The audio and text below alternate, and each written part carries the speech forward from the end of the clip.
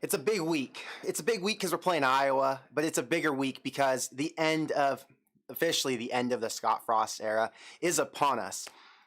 I don't feel like it's Iowa week. I don't feel like it's a game week. I don't feel like any of you do either because my normal messages, normal is relative, my normal messages in a season where things are actually happening are all about this week. And this isn't how it's going right now. Right now, I'm getting messages about everything except for the game. And I know people are going to watch it because it's going to be a Friday game, and there aren't going to be any others that are really worth watching over that if you're a Nebraska fan. But yeah, it just feels weird. And it's odd to me that I remember going to the Wisconsin game back in 2017, getting on the bus after the game and telling everybody on the bus, I mean, we were all in agreement, that we are not going back to another Nebraska game until Mike Riley is out.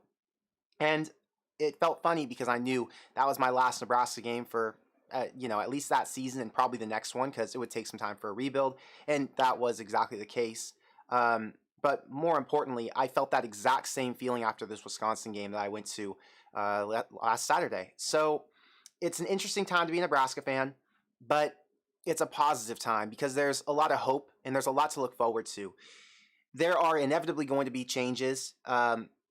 On every single level, right? The staff, the only one I feel confident in being here next year is Mickey Joseph. I honestly don't think any other coach will be retained. If you had to put a gun to my head and say, Connor, which ones are going to come back? Mickey's the only one I'd say. And even that's not 100%, right? Anything can happen. There are going to be a bunch of coaching moves that take place over these next, 10 days or so. And Mickey could get a good job offer somewhere and he might actually like the place. So you never know what's going to happen. But like I said, staff completely going to get reworked. The players, the transfer portal is going to hit hard. And depending on what type of coach comes in, what type of coordinators come in, we could lose some players. I was talking to some people when I went out to Nebraska, and guys were telling me their insights on Thomas Fedoni and some of these other guys who are, hot names that we're looking forward to getting to watch play next year, but that very well might not be back. So I think the message I have for all of us, for myself included, is brace yourself because this could be a serious shakeup. Last year was big, but this is going to be much bigger. And it's going to be a lot bigger because the head guy in charge, right? He has a lot more to do with it than what Scott Frost had last year. Scott Frost was already that pillar, and everyone looked to him and knew what you were getting with him. With this new guy, he's going to come in, full new staff. He's going to have his own players he brings in, even if it's only one or two. That's significant. And then he's going to go and recruit his way. So it's going to be very interesting to watch how it all unfolds. Until then, we just accept that we're dealing with a team that is a 10.5-point dog in a rivalry game. I mean, they're dogs every single week. I'm going to get to chat in 1 second. I can see you guys scrolling. How crazy is it that Nebraska's disrespected every single week? 14-point dogs to Purdue, 7.5 to Illinois. I think it might have been more than that. Wisconsin, they were a huge dog against 13. I think it was a 13-point opener, and then it moved down to 10.5 when we found out Casey was coming back. But regardless, it's constant disrespect, and it's a shocker to me. And I'll tell you why it's a shocker. Because the Big Ten West sucks. And if you didn't hear me, I'm going to say it again because there are some people who tried to argue with me in the comments telling me Illinois was a good football team. There is a reason they're not ranked in the top 25. And there's a reason that I told you they weren't a top 35 team 3 weeks ago. Iowa is not a good football team, even though they're probably going to finish with 8 wins. Wisconsin is not a good football team. And every single week that we play one of these bad teams, Nebraska is disrespected. So another opportunity to slam 10.5.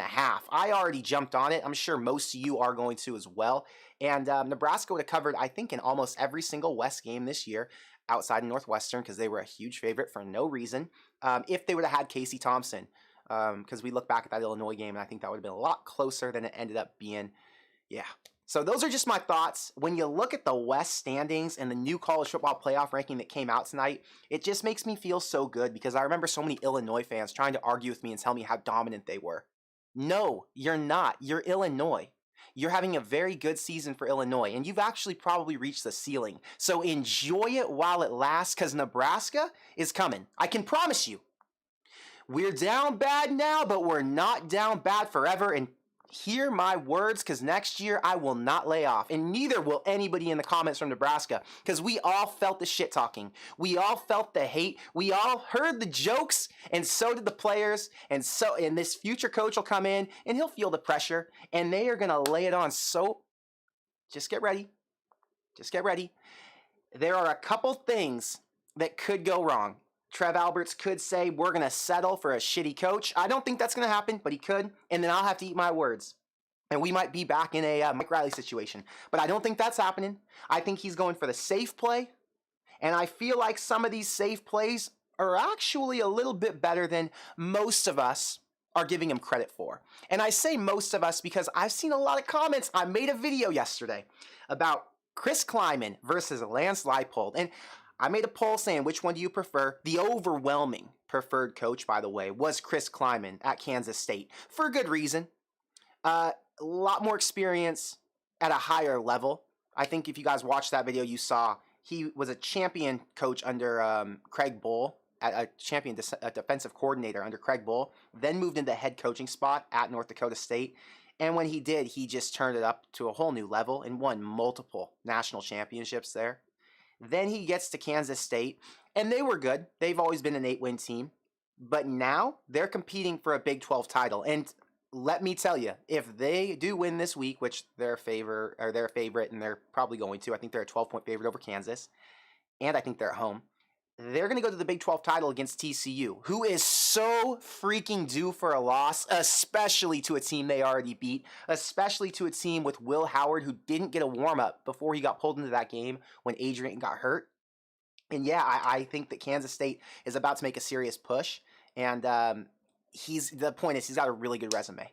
And if you get a guy like Chris Klieman in here, and although he isn't the number one choice for a lot of people, Nebraska is going to be a force.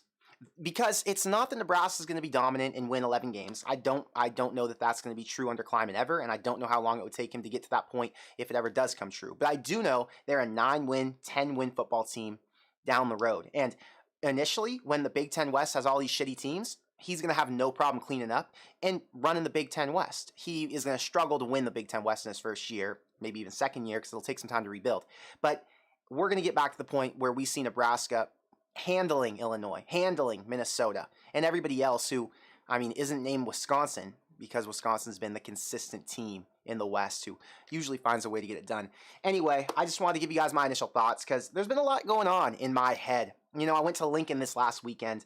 I got to meet a ton of Corn Crate subscribers. That was the highlight because the game, it was cold at the game. Jaw chattering, freezing outside. But I got to talk to, like 50 people after the game. During the game, people were walking up. We're doing pictures, the whole thing. It was fun. So I'm really glad I got to see a lot of people. And yeah, that's where we're at. So tonight we're going to talk about a few things. And before I get to chat again, thank you guys for all being patient with me. I wanted to go through what we're going to talk about tonight. I want to talk about the college football playoff ranking because that just came out, in the last hour or so. Then I want to talk about a couple of the coaching rumors. So we'll talk about the Kalen DeBoer news. We'll talk about Deion Sanders because his name heated up a little bit for some other jobs. We'll talk about Chris Klieman, some of those names. And then I've got a tier ranking. So I'm going to rank the 15 coaches who we'll call them possibles. And we'll rank those 15 possibles. And I'll tell you guys who I would consider elite and who I would consider bad. All throughout there, right? So, and I'll have you guys help me with that too, because I don't want to do this alone. We got to do this together. It's a little teamwork over here. We're going to talk about the kicker from last night, and I think that's where we should start, because that's the most recent news, and a lot of us were on Twitter watching that. So, with all of that, let me get in here to chat, because you guys have been friendly so far tonight. Ben, thank you for the $2 super chat. Where is my Lane Kiffin breakdown? I haven't been doing breakdowns on coaches unless there were legitimate possibilities, which to me, a legitimate possibility means there's a rumor with, something behind it. And so far, we haven't really had a rumor with anything behind it regarding Lane. I do want to talk about Lane, though, because there's something in the back of my head that's sitting, tickling. So we'll get to that in a little bit. And if my feeling is right, and if there's any sort of rumor that leaks or anything, I will have a Lane Kiffin breakdown so damn quick because that would be a really fun one to make. He's one of my favorite coaches in college football. And even if he wasn't at Ole Miss next year and he was going to be at Auburn or wherever, I'd be following him and rooting for that team next because I just like him and I like his energy. Fam, thank you for the $5 super chat. Man, I almost called the game. I'm ordering my hoodie this week, sometime this week. Hopefully you visit again so we can do a meetup again. Nebraska by 3. Well, thank you for the support, and yeah, I'm glad that we get to do all these meetups whenever I come. This is my second trip this year, and I'm sure next year I'll have an even bigger little group. Sounds cute. But anyway, I'm sure we'll always have a group of us together who wants to get together, and that'll be cool. If you're buying your hoodie, make sure you use discount code GBR for 25% off your entire order on the site. So if you guys haven't gotten your hoodies yet, these are fantastic quality. They're amazing. They're warm. I love them. I wear these hoodies every single day. I've got one on right now, and I got a little spill on it from the bar the other night, but it doesn't matter. I haven't had time to do laundry yet.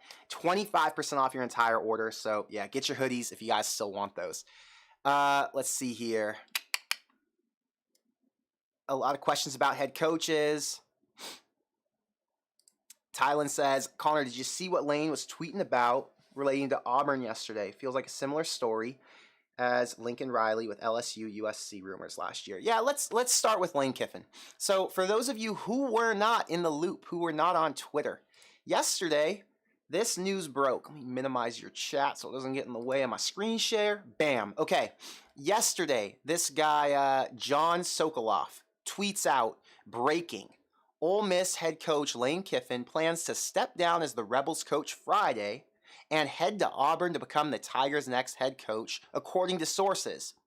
This is an addition. Sources say the Tigers haven't officially offered the job to anyone yet, which that makes no sense to me. How do you say the first part of this tweet and then the second? Something doesn't add up. Anyway, then he says, so Lane to Auburn is happening, story soon.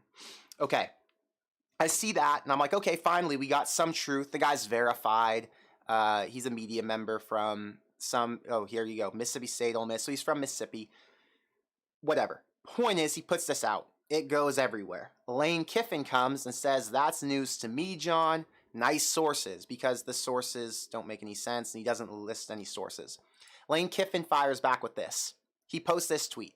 Just in, breaking news. John Sokoloff of WCBIN News is in Starkville, Mississippi, plans to step down as lead anchor and head to WLOX to become their new lead anchor. Sources say WLOX hasn't offered the job to anyone yet. So John to WLOX is happening. Story soon.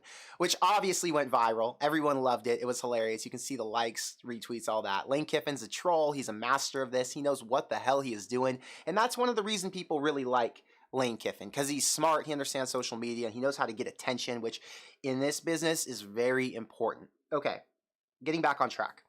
Lane Kiffin comes out and says that.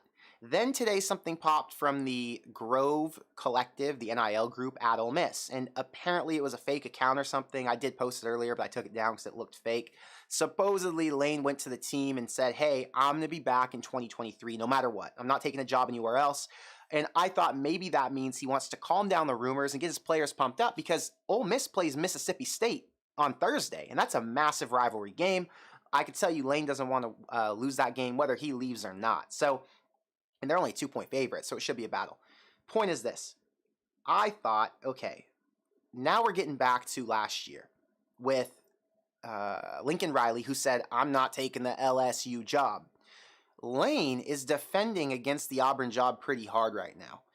Now, all he's saying is there's news to me and he's trolling back.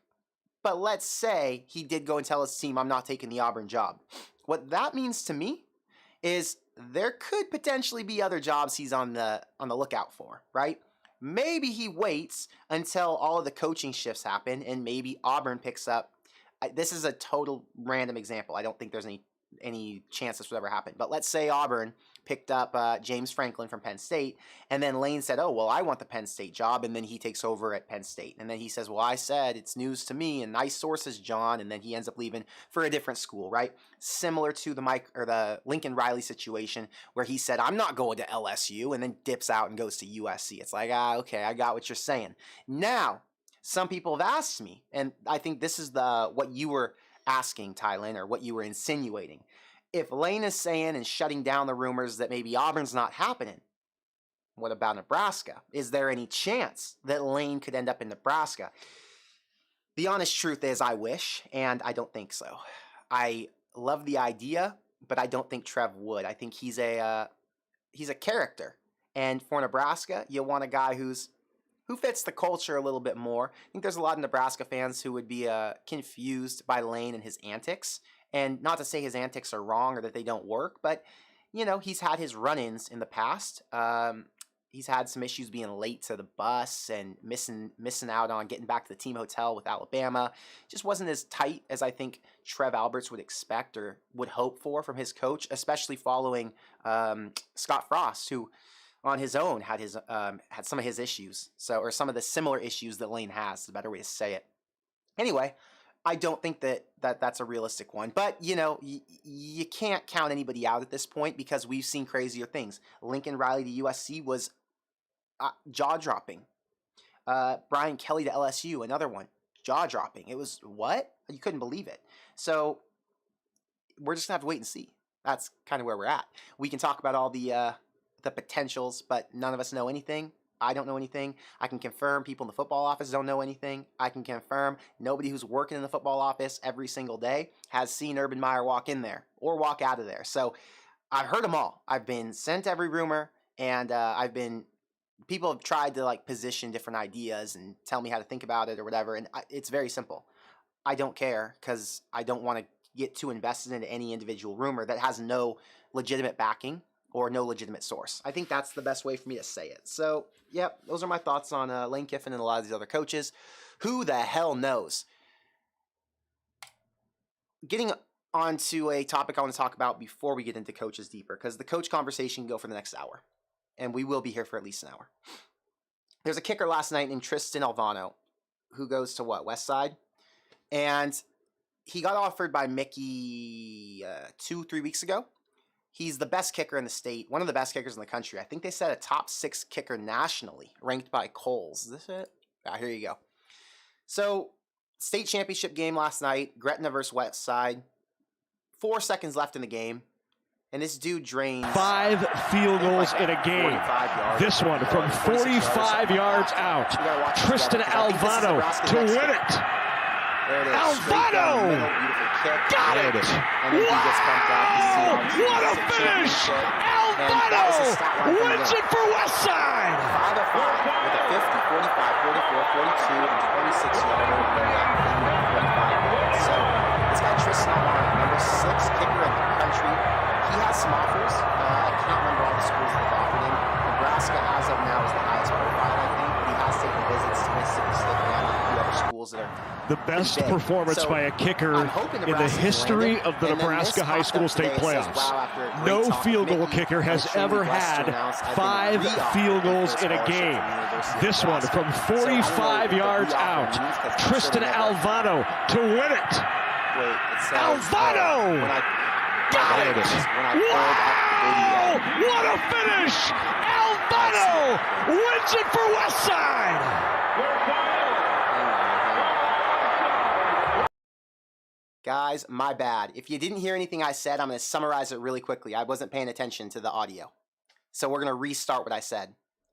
This dude, Tristan Alvano, had 5 field goals yesterday in the state championship game. A 50-yarder, a 45-yarder, a 44-yarder, a 42-yarder, a 26-yarder, and then the game winner was obviously 45 yards. And I see all the chats, guys. Are we fixed? I won't keep talking till we're fixed.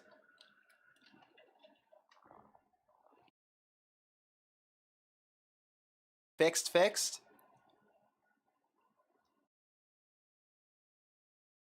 You tell me when.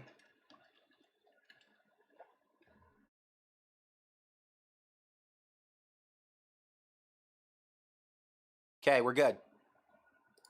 Anyway, we were talking about Alvano. Number 6 kicker in the country. He has a few offers. And the point I was making was that I don't know why he had to be re-offered. But the fact that he was shows that Nebraska is committed to going after him. And the hope, my hope, is that they can find a way to land him. Not sure if it's going to happen, but regardless, at least we know that he's on the radar. At least we know that this isn't a guy like a Zane Flores who got left out and wasn't given enough credit, I guess is the right word to say, because Scott Frost just did not care enough to pursue him when he actually is one of the best quarterbacks in the state. Actually, if someone can let me know, is Zane Flores the best quarterback in the state this year? If he's not the best, he's one of them. Anyway, Scott Frost screwed that up. But Mickey's not going to let this one slip through the cracks. So that is a positive. We can look forward to this being Nebraska's next kicker as my guess. That's what I was saying there. Let's get back to, oh, here we go. Ryan says he was re-offered because he was a preferred walk-on when first offer was given. Mickey offered a scholarship. That makes sense. So he's now offered a scholarship as opposed to a walk-on preferred spot. Great. And JJ says that Mickey said in his last presser, if they see a good player in the state, don't wait, pull the trigger. And I think that's what's been working for Mickey. He's been going all in, and now a lot of people in the state like Mickey because they can trust his judgment. They know that he's actually going to go out there and try and pursue the best talent in Nebraska and not just focus on going to Louisiana or California or wherever else when we've got some really good players in Nebraska.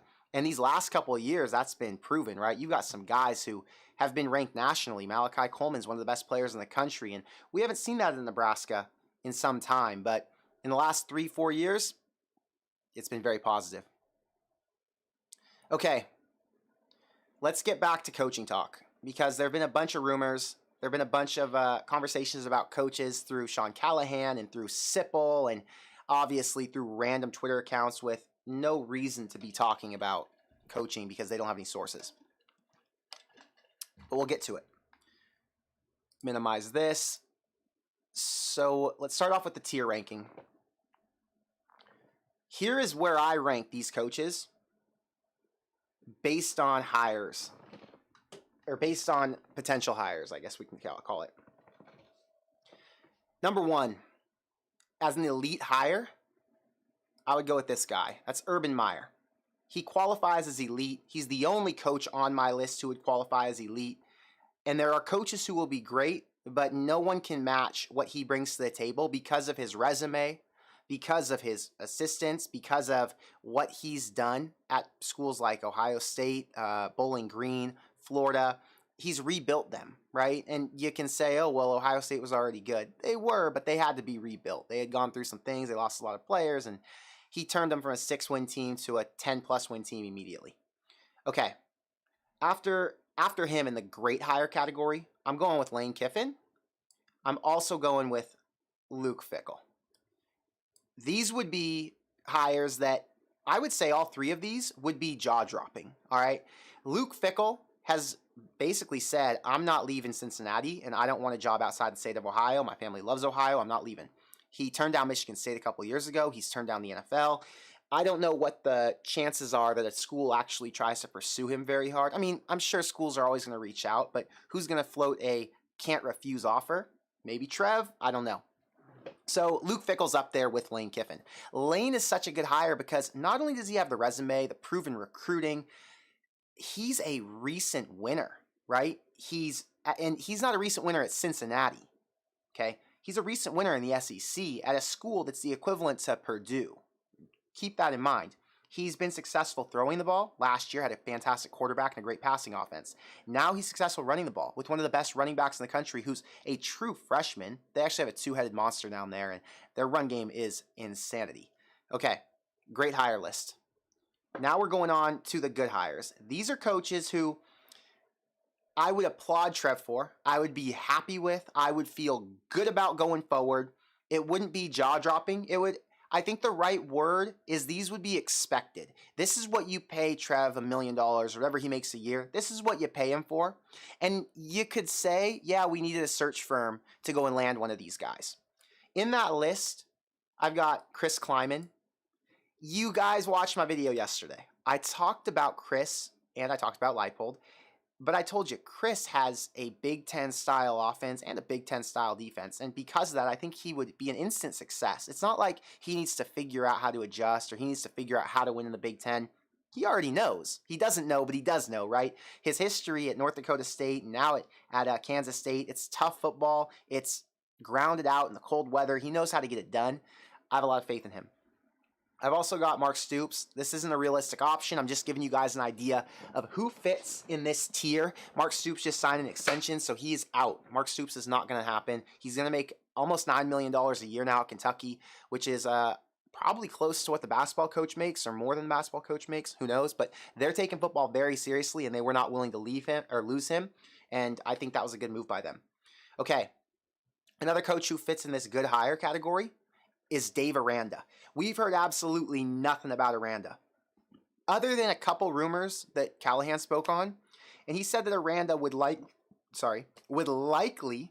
get a huge extension from Baylor, and that they'll try and match any offer that Nebraska or anyone else would try and give him. So not sure he's too likely, but he still fits in that category. Another one that fits here would be Matt Rule. I know a lot of people aren't too impressed with Matt Rule, but if you go back and you look at him before he went to the Carolina Panthers, if he would have been on the table, there were a ton of schools who would have wanted him after Baylor. A ton. Oregon would have been one. I think they did pursue him.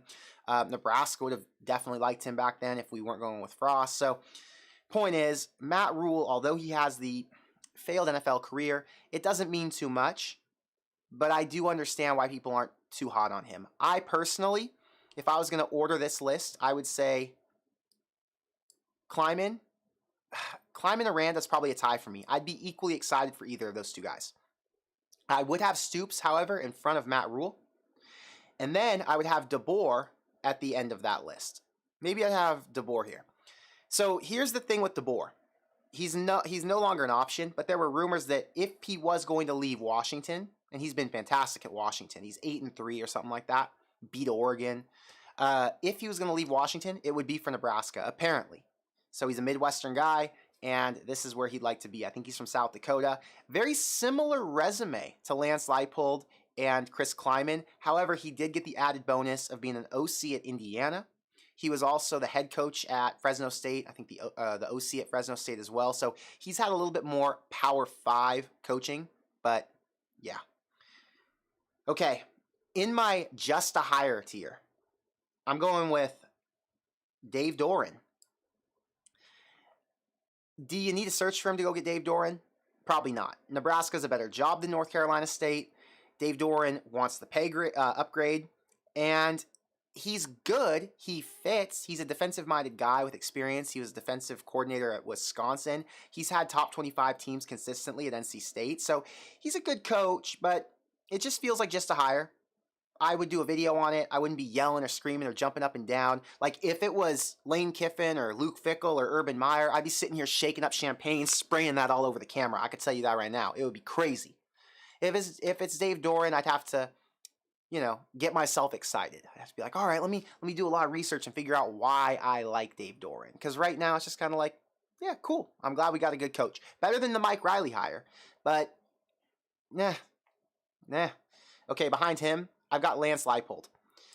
A lot of people were not too fond of Lance Leipold. I know people did like him in the beginning of this season at Kansas. I would argue he might be better than Doeren. Probably has a higher ceiling than Doeren is the right way to say it. All right? My thoughts here with Leipold, which I didn't mention yesterday in the video, is that he can't be successful in the Big Ten. He's not a fit for the Big Ten. He's got a really good passing offense and running offense. I like his quarterback play, but his defense is so atrocious. They would get completely mauled. And even though he does run the ball quite a bit, I just don't know that he has the experience necessary to win in the Big Ten yet. He's a different type of coach than Chris Klieman or Dave Aranda. Even though he's tough and he's got his whole program, tightened up and they're looking a lot better, he's a great builder, but he's a great builder for the right school. I just don't know that he's a great builder for Nebraska, and that's the one thing that would hold me back. I wouldn't be, like, oh, I'm done with this guy and I'm not interested, but I don't even know the right word to say because I don't want to be mean about Lance Leipold. I think he's been fantastic. It's just at Nebraska, doesn't seem like a fit. Behind him, I would have Bill O'Brien.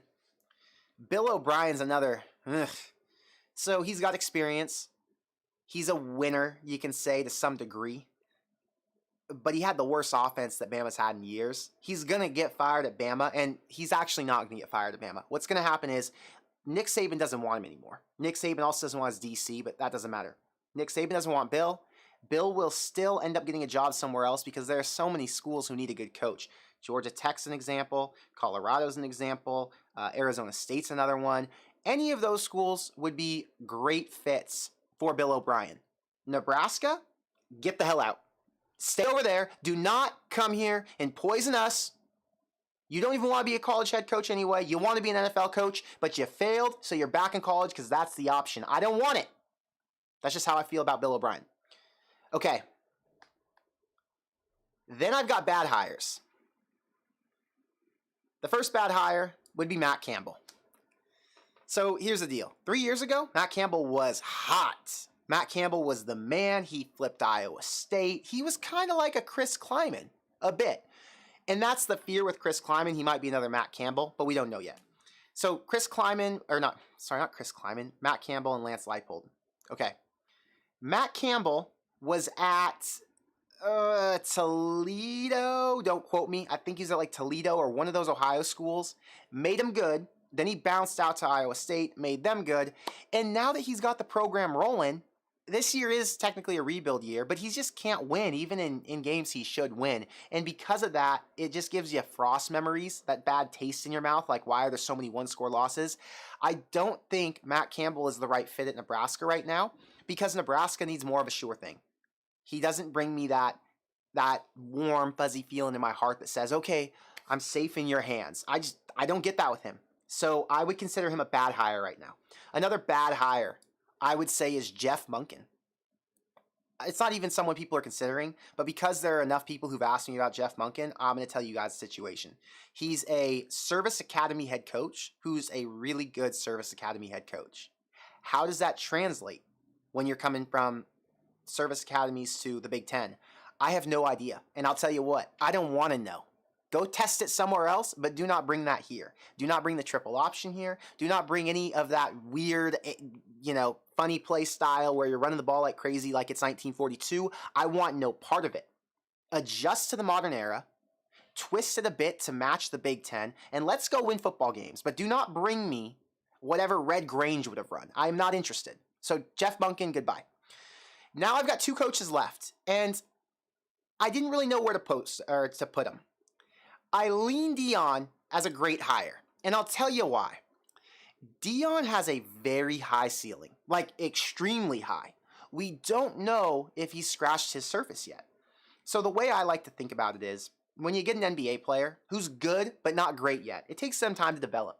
And some of those guys get, let's say, a 4-year, $50 million contract. And when they get that, they're not getting that based on their first 2 or 3 seasons in the NBA. They're getting that based on their potential. They've done enough to prove that they deserve the money, but they're not a $100 million guy yet. That's how I feel about Deion Sanders. Is Deion Sanders as good as we think he could be? He is an amazing recruiter.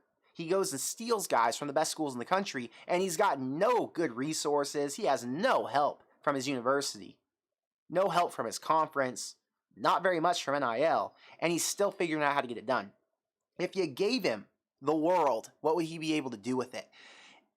That ceiling is extremely high. Can he reach it? We don't know. Is it worth the risk?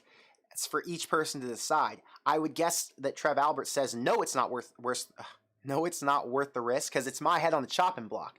But for me, I'm like, he would bring some energy and he'd be very cool. So I'm going to put him in the great hire category because of the ceiling. All right, that's my thought. Mickey Joseph, I'm not a hater of, okay? But I'm going to be honest with you. Mickey Joseph would be a bad hire. You can't afford to risk it right now. And even though I think he would be better than these 3 coaches right here, and I would call him just a hire technically because he's, in my eyes, probably a better option for Nebraska than these 3 guys, I think it would be a bad hire for Trev to make.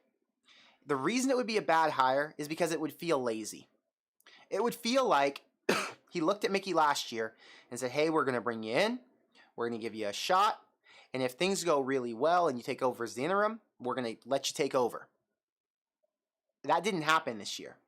Mickey needed to boost his resume, and he didn't do it. Mickey has a decent resume, But Mickey does not have a let me be the next head coach at the University of Nebraska, who isn't just a program that you can take over. It's one thing if you say, hey, Mickey, here's the situation. We won 9 games last year. We lost our coach. He's going to, Oregon or wherever. And now we need someone who can carry it on. At that point, hey, Mickey's a good dude. He's a culture builder. Players love him. He can recruit. I'm sure he could build the right staff. Let's take a shot. Let's put him in there and let's see if it works out. Here's a 3-year deal. Hopefully, this is the stepping stone for Mickey Joseph.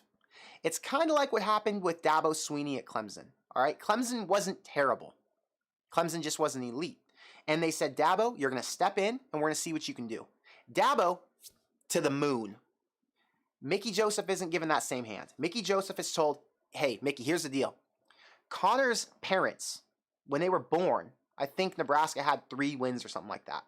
That's the last time Nebraska was this bad. So it's been 65 years. All right. You're going to have to take over the worst Nebraska football program, because it's not just the team. The program is in the gutter, right? It's in the worst place we've ever seen it. So you're going to have to take this over, Mickey. And I know you have 0 experience outside of being an interim head coach, but I'm going to throw you in the fire and hope it works out. Does that sound ridiculous to you? Because it sounds ridiculous to me. Anyway, in short, Mickey Joseph would be considered a bad hire because of that. Although I would prefer Mickey Joseph over all 5 of these names. So if it's Dave Doran, Lance Leipold, Bill O'Brien, Matt Campbell, or Jeff Monken, give me Mickey Joseph. But don't give me Mickey Joseph. Give me one of these guys here, the good hire tier. Here's a question for chat. Chat, how would you feel about one of the guys in the good hire tier? Are we okay with that? Give me an A if you're happy with a good hire. Give me a B if you need a great hire or better. I think most people are going to be happy with an A hire, with a good hire, I mean, an A.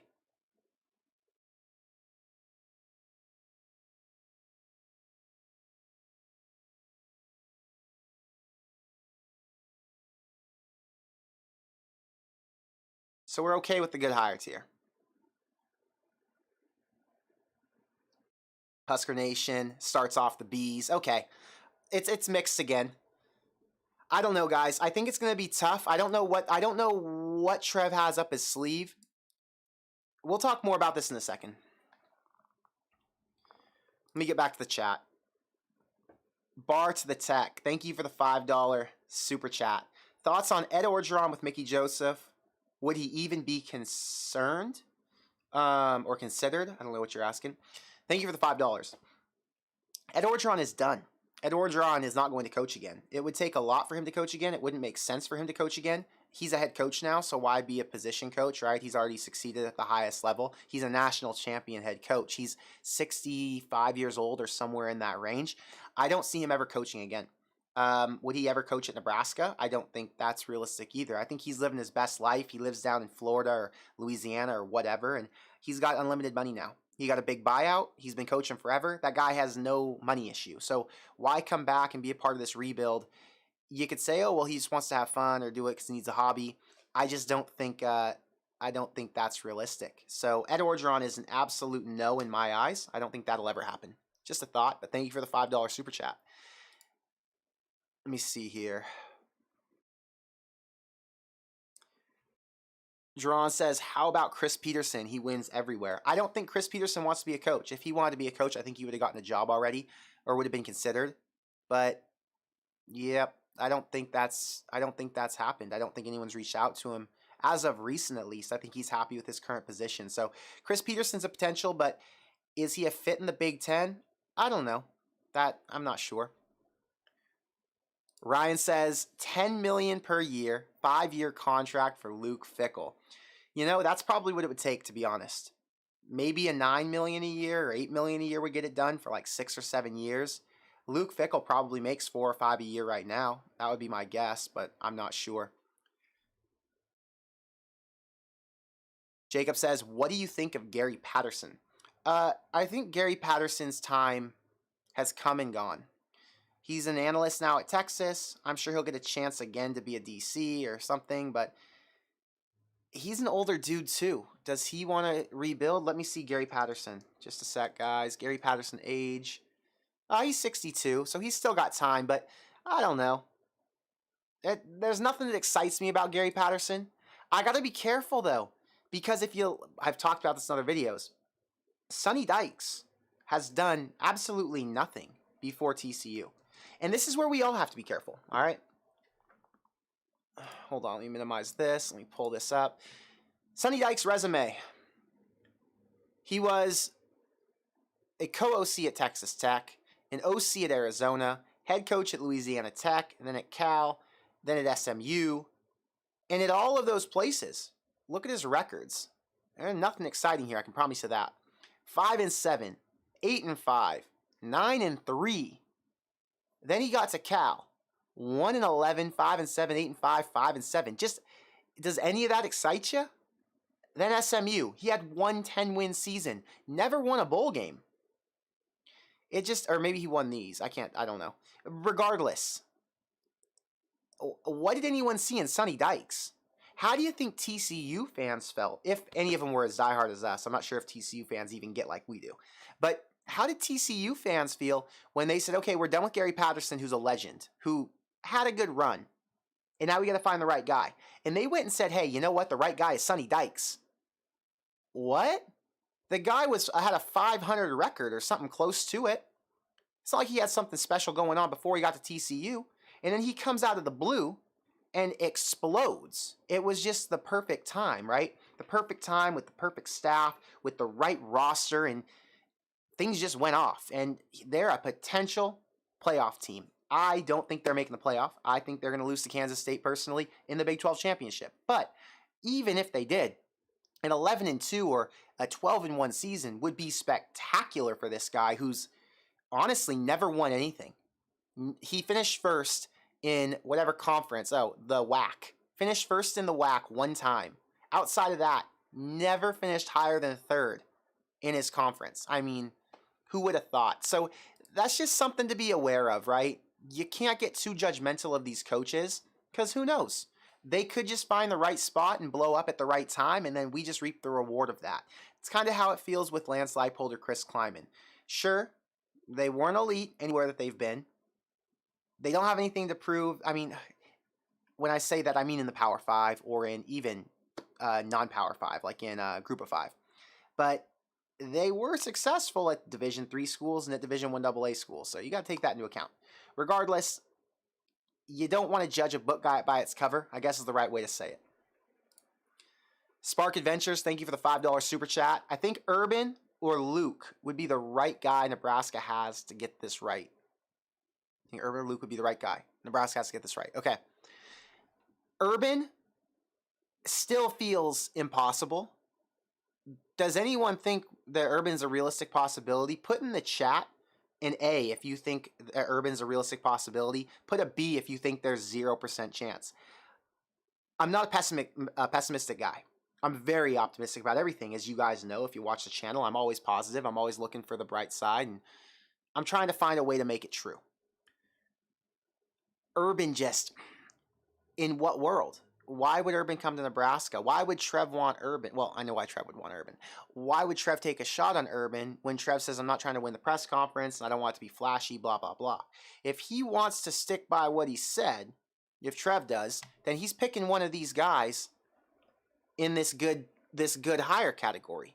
They all fit, right? They all make sense. They're not flashy. It's not winning the press conference. It's finding a guy who fits the culture at Nebraska. Even the guys in the just hire category, or maybe even Luke Fickell fit. But outside of that, Urban's too flashy. Lane's too much. Dion's ridiculous. Those guys would be, in our eyes, A+ hires, but they don't. I don't think they line up with what Trev is looking for. So I don't know. It just doesn't make sense to me. Let's see what chat had to say. Chat thinks that Urban's a realistic option. There's a lot more B's. I don't know. Most people think he's not realistic, but some people do. All right, Woogie. Do a quick rundown on recent coaching extensions. We're starting to become concerned. Okay. Let's go back to this tier list. On this list, Dave Aranda got an extension, but wasn't this year. I think it was last year. Does it matter? I don't know. Nebraska probably has the money to buy him out, but probably expensive. I think that Baylor's a private school, so they don't have to release those numbers. Regardless, Dave Aranda might be off the table because of that. Mark Stoops, off the table because of that. He just got a new extension. Kalen DeBoer, off the table because of that. Matt Rule, he has no contract issues. Chris Klieman, as of now, no contract issues. Lance Leipold will be up for a new contract soon. So Lance Leipold is someone you'd have to be concerned about if it was someone you were going to go after. But because he hasn't signed anything yet, that's a positive sign that he's probably open to leaving. Bill O'Brien, he's on the chopping block. He'll get fired. He's got no extension. Dave Doran, potentially getting let go. No extension. Jeff Monken, no extension. Matt Campbell, no extension.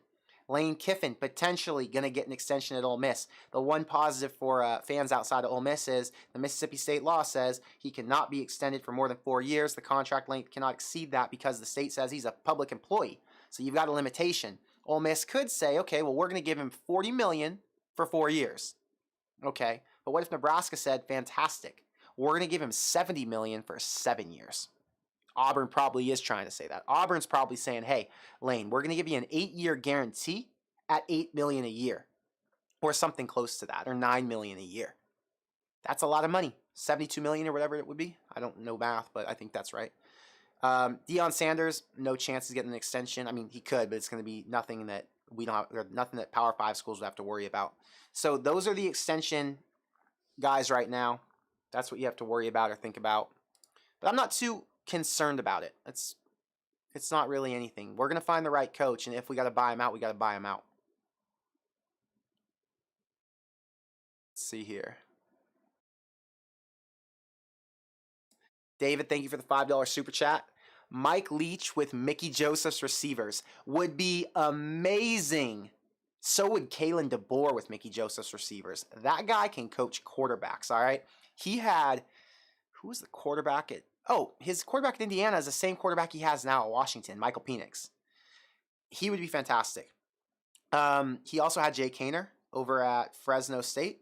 So, yeah, Kalen DeBoer, Mike Leach with Mickey Joseph would be great. I do not think that Mike Leach is a fit for the Big Ten, nor do I think Kalen DeBoer is a fit for the Big Ten. I think they are perfectly positioned to win where they're at. Although Mike Leach, he's at a lesser school in the SEC, so it's tough for him to get past 8, maybe even 9 wins. But he's still, finding some success. But yes, with the right receivers coach, maybe their offense would pick up even better. Metal Man says Bronco Mendenhall. He hasn't been mentioned very much. Hasn't coached in a year. Not sure he has any Big Ten experience. Let me double down on that. Bronco Mendenhall. Bronco Mendenhall is coached in the Pac-12 and BYU. And obviously his last job was at Virginia. I don't hate Bronco Mendenhall. He's a winner when you look at it from BYU and Virginia. Well, Virginia, actually, he was 36 and 38. So, not a winner there.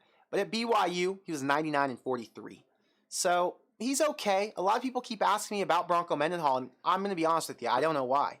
There's been no indication that Trev would ever reach out to him. There's a lot of schools who probably wouldn't be interested in him. I think people like Bronco because Bronco was a winner at BYU. They play tough football. They're good at the line of scrimmage, and it feels like a Big Ten style of play. So I understand, but yeah, I'm not too sure about that one. Let's see.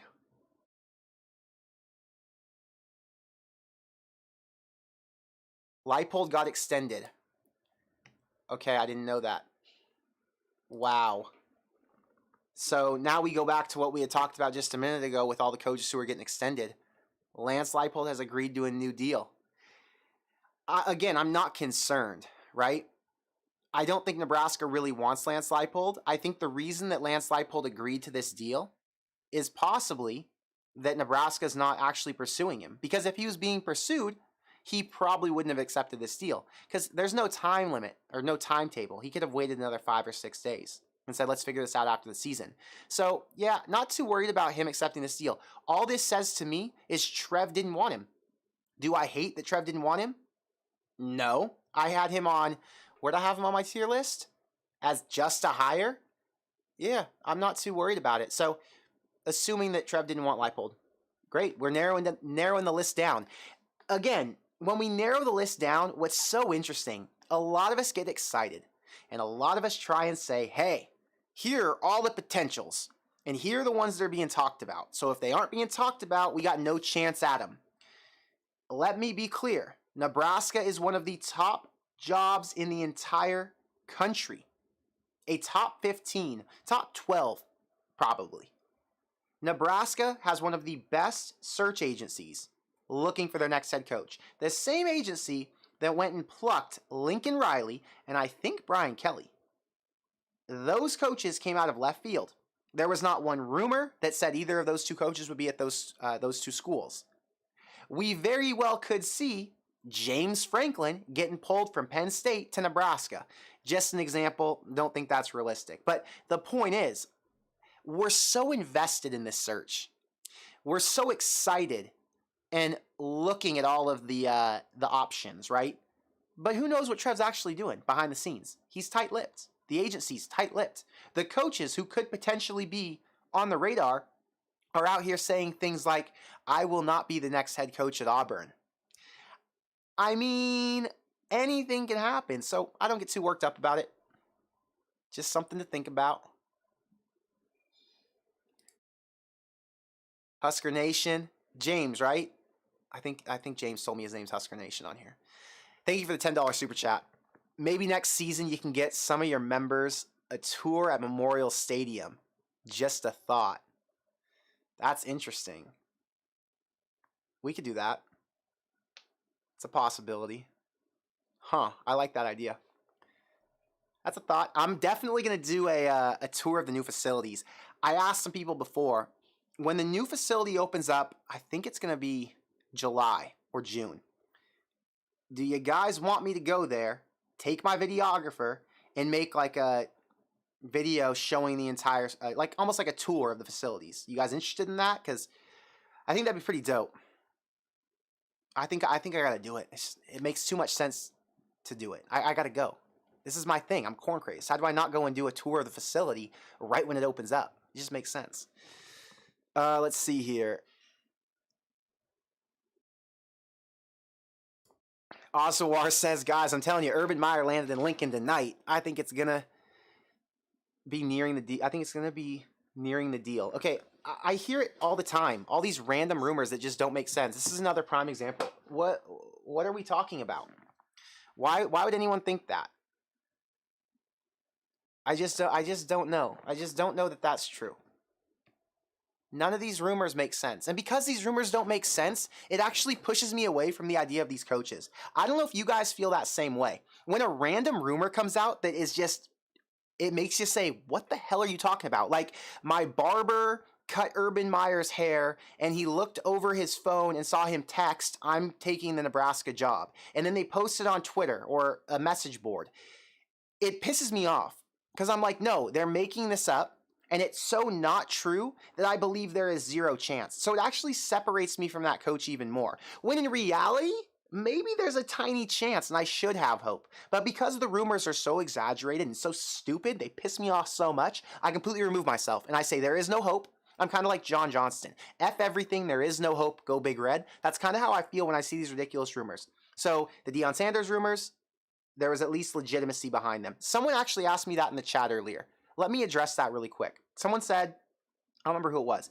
They said, Connor, if Deion Sanders isn't Nebraska's next head coach, are you going to look at Zach Smith differently? No. Here's what Zach Smith said, and here's how I deciphered it after all of that happened. Zach Smith talked to a coach, let's say from Grambling State or one of the HBCUs, who said, I talked to Deion Sanders. That guy, his interpretation of what Deion Sanders said, I don't think was accurate. His interpretation was, and this is all a game of telephone, his interpretation was, Deion's taking the job at Nebraska, and Deion wants to know if I want to be his offensive coordinator. So then he calls his friend Zach and says, hey, this is what just happened. Deion's getting the job. I'm going to be the offensive coordinator. We hear this type of shit happen all the time. Guys call me all the time and tell me, oh, XYZ is going to happen. I'm going to sign this big deal, blah, blah, blah. I'm going to make $100,000 on this. And I'm like, okay, sounds good. A week later, I'm like, yo, what happened with that deal? Oh, man, they were bullshitting me. I'm like, what? Oh, all right. Now, what likely happened is Deion got a call from his agent. And his agent said, hey, Nebraska reached out. They want to know if you're interested. Deion said, huh, I'm interested. Go and hear what they have to say. Then Deion picks up the phone, calls his homie at Grambling State and goes, yo, I'm going to have some offensive coordinators or defensive coordinators when I get to Nebraska. And they called, would you come if I took the job? And that guy goes, hell yeah, what? I'm taking a job at Nebraska from an HBC. Get me on board. I'm with Deion. Hell yeah. He has that interpretation. Now, that story gets repeated. Zach just says, yo, this is what I heard, and I'm repeating the story because that's my job. I'm a news reporter now, or whatever you want to call him. I'm a reaction college football guy. And then we all take it, and we're like, whoa, that's insanity, right? I don't think there was ever truth to, oh, Deion Sanders got hired. And Zach kind of made that point. That's why Zach said this is a breaking rumor and not breaking news. And I'm not 100% sure this is true. I just hear it from this guy, and this was his interpretation of what Deion said. I 1000% believe what I just told you, though. That whole way it happened, that's what probably and most likely happened. Because that's what happens in everyday life, for me, for you, for everybody else. This whole game of telephone and people interpreting things the way they want to interpret it and then spewing it out and it getting all mixed up and then it gets repeated to someone else. It's how 99% of drama happens in daily life, and it's now how drama happened in Deion's life, right? Just something to think about. I'm trying to break these things down to you in real world circumstances so you can get a better understanding of how it works and how it happens, because most people are like, I don't understand how we could have gone from Deion getting a call from the agent to this coach thinking that Deion's going to be the next head coach. Well, that's how it happens. There you go. Getting back to chat.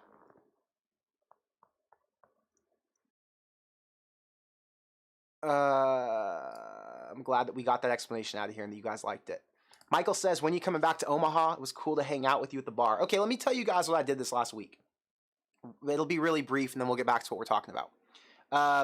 I went to Omaha, and I posted on YouTube like an hour before that I was going to go to this bar. I don't even remember the name of it. But I went to a bar in downtown Omaha, and I hung out with 8 subscribers, which was freaking awesome. We were there for like 2 hours. We talked for a long time about all kinds of shit.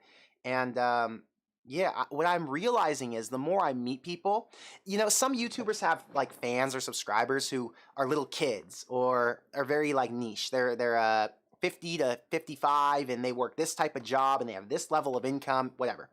What I'm learning is the Corn Craze subscriber base is so broad. I took a picture with a girl who was like 10 years old outside the stadium. And then I took a picture with a kid who was like 11 years old and signed his jersey. And then I had drinks at the bar with dudes who were 45 and in their late 30s, and then guys who were in their mid 20s. We have such a broad range. And it's fun. It's cool for me because I can talk to everybody, right? And because we all share this common interest, it makes it really cool to, talk to each other over this platform, be in the Discord, on Instagram, in the YouTube comments, whatever it is. But yeah, I basically learned that we have a really interesting group and that people aren't weirdos, right? Most people can all have conversations. They're all relatively smart. It's a really knowledgeable base, I think is the right way to say it. Because I've listened to and heard from a lot of really dumb college football fans who aren't very smart. That's not what Corn Craze fans are, Corn Craze subscribers are. Generally, they know what's going on. They got their finger on the pulse. I mean, if you're going to listen to what I have to say, I give such in-depth breakdowns about everything, even things that don't matter. You just have more of an understanding. And most people do their own research outside of watching me. So we have a really smart subscriber base, and it makes it really fun for me because I can talk to anybody. And we have a lot of things in common outside of just the Nebraska thing. Anyway, that's what I did this week. So that was fun. Let's see here. DG says, I'm 61. Should I leave? No, DG. My point was we got audience from age 10 to age 75 or 80 or 90, which is fantastic. Okay.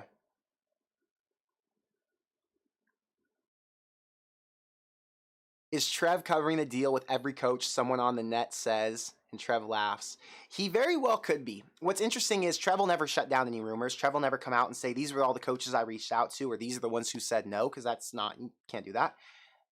Trev could very well be sitting in his house right now, watching this stream. Trev could have a ghost account right now watching this stream, and he could be laughing like, these guys are so funny. They're doing all these breakdowns on all these coaches, and they haven't mentioned the one guy who I'm having conversations with right now, texting about his $9 million a year. How crazy is that? I also learned that a lot of players' family, they all watch the channel, so that's pretty interesting as well. A lot of players' family. When I was out, I met a lot of people. I'm telling you, this channel's been very interesting for me because I've learned that so many people are tapped into corn craze, which I didn't realize. I thought it was a lot of people from just around the world, but we have a very involved market in Omaha and Lincoln, which is cool. Let's see here. Grow Big Red says, Sunday can't get here fast enough.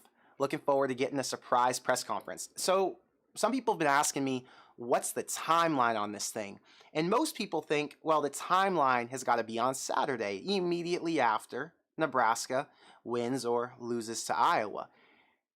And you would hope it's Saturday because we're so damn tired of waiting.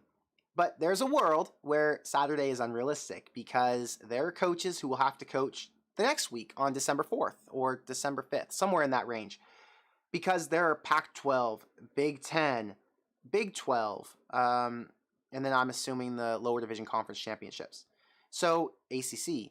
So if you have all these conference championships going on, and Nebraska just so happens to be pursuing one of those guys, i.e. Chris Klieman, who will probably be in the Big 12 championship on December 4th, we're going to have to wait.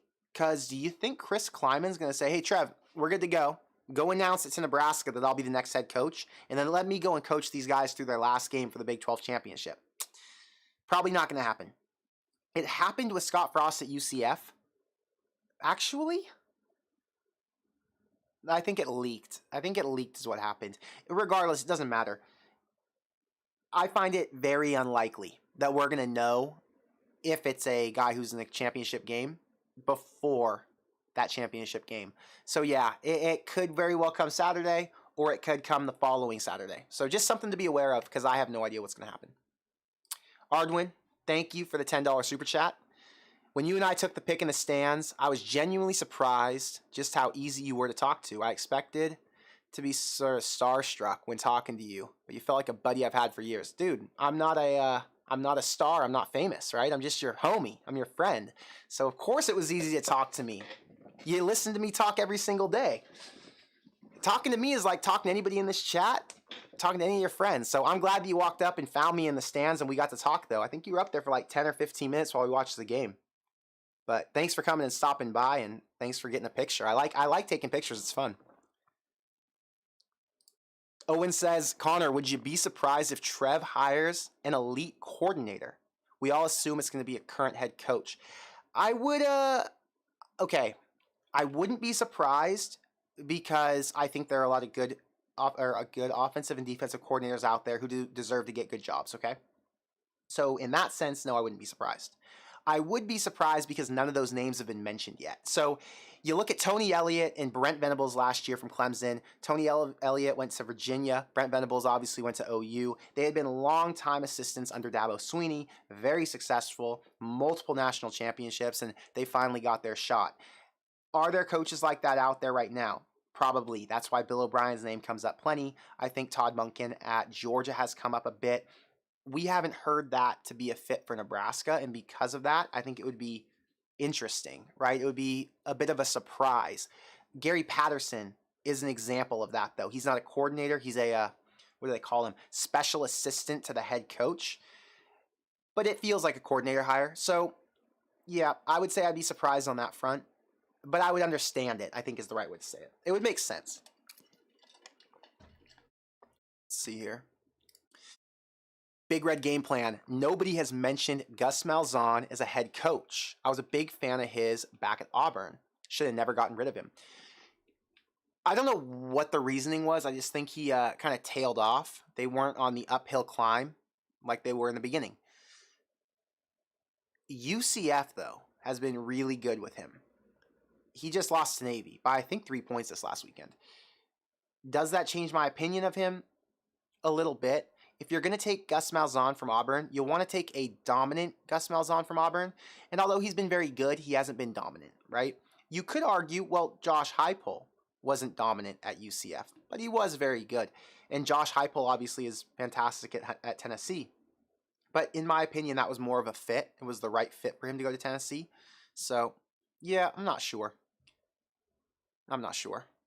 Jerome says, was the stadium as empty as it looked on TV? The stadium was pretty empty. It felt pretty empty. There were a lot of open seats, but it was a cold-ass day. I mean, it was probably 20 degrees. My mom was freezing. The lady next to us put a big blanket on her. That was really nice. I had about 20 of those little hot hands things stuffed in every pocket. My face got windburn. Okay, so my face, you know how my face looks right now? It got so burnt from the wind and the cold, like almost frostbite. My face was like red and raw by the end of the game, which it sucked. My skin's still dry from how dry Nebraska was. Like at my house, it's not humid, but it's not dry, right? It's just kind of in the middle. And there's moisture in the air. And I never have to put lotion on or have any of those issues. Put a little moisturizer on my face. But now that I got back, I'm like soaking in lotion all the time, just trying to get back to normal. So that's why it was empty, because it was so damn cold. And because we suck. But more so because it was so damn cold. That game was crazy.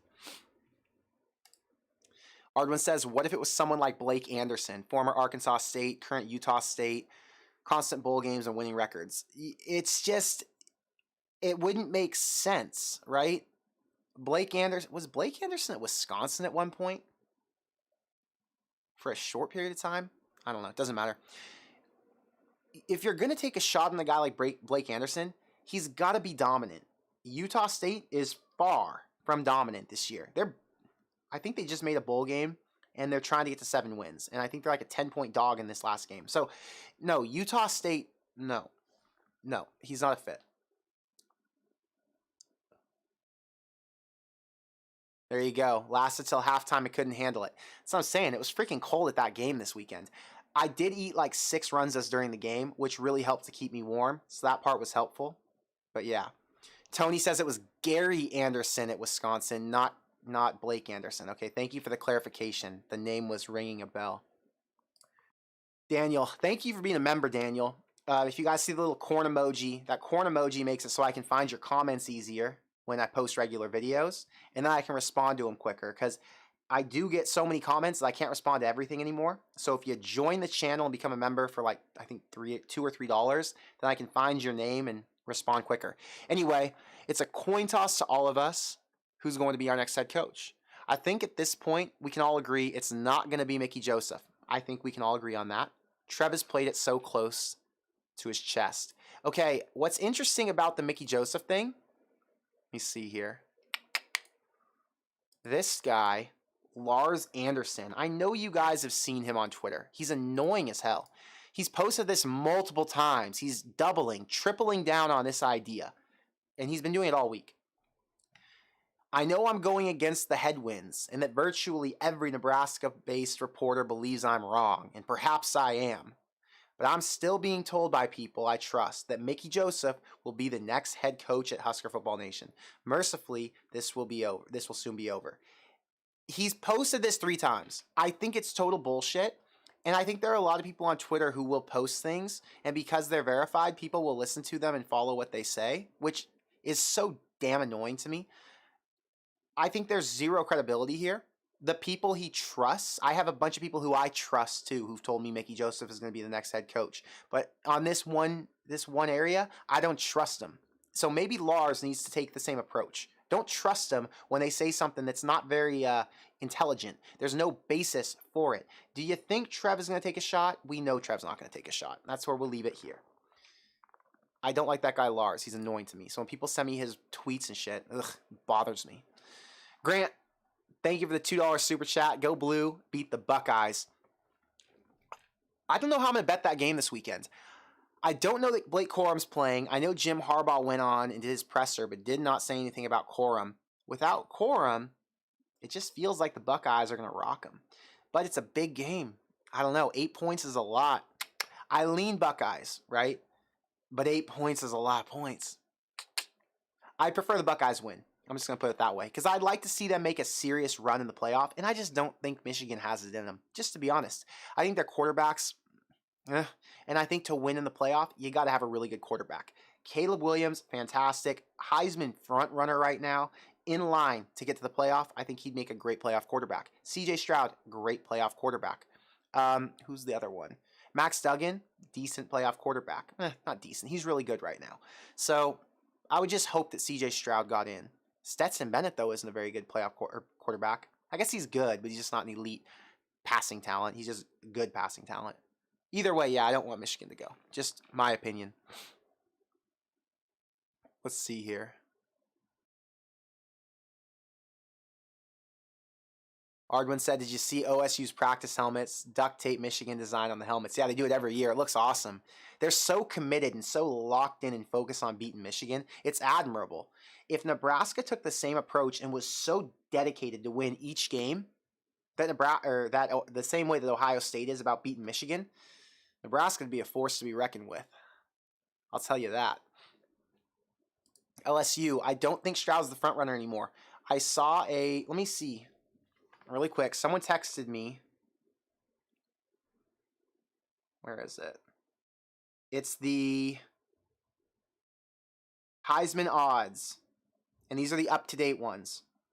FanDuel has him at -130. Caleb Williams at -130. CJ Stroud is at +110. Blake Corum is next at +2,500. Max Duggan is at +5,000. So it essentially means the Heisman's down to 2 players. It's at Caleb Williams and CJ Stroud. And Caleb Williams, if you put it in football terms, is essentially a 3-point favorite or a 3.5-point favorite over CJ Stroud, which is interesting to me. They both have 1 game left before the Heisman ceremony. So this Notre Dame defense, if they can come out and shut down Caleb, then CJ should win it. But if CJ has to play tough Michigan and he doesn't get off like we expect him to, then Caleb probably takes it over. So that'll be interesting. I hope it's Caleb, to be honest. I like the idea of Caleb Williams winning. A guy out of the transfer portal. I think it's a good storyline. Comes from Oklahoma. Lincoln Riley's first year at USC. I'd be interested in it. Let's see here.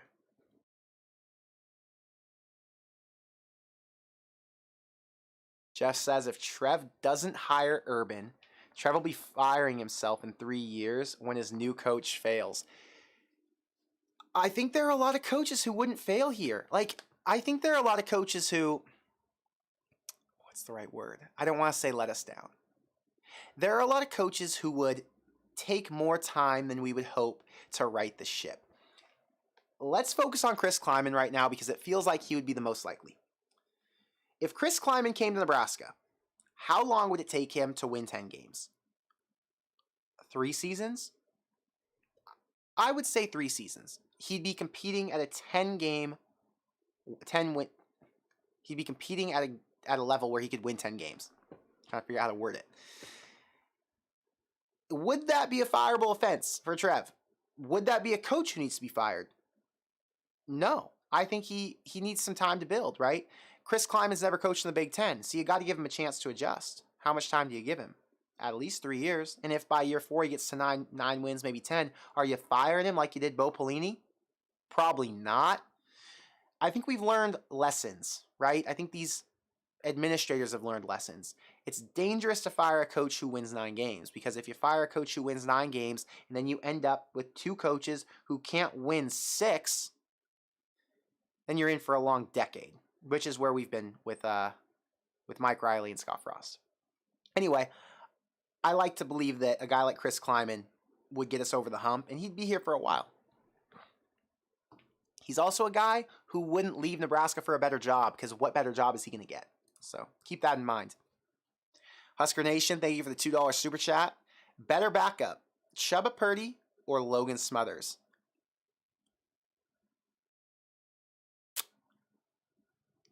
I mean, I still think it's Chubba Purdy. Logan Smothers is just, he's not the prototypical quarterback.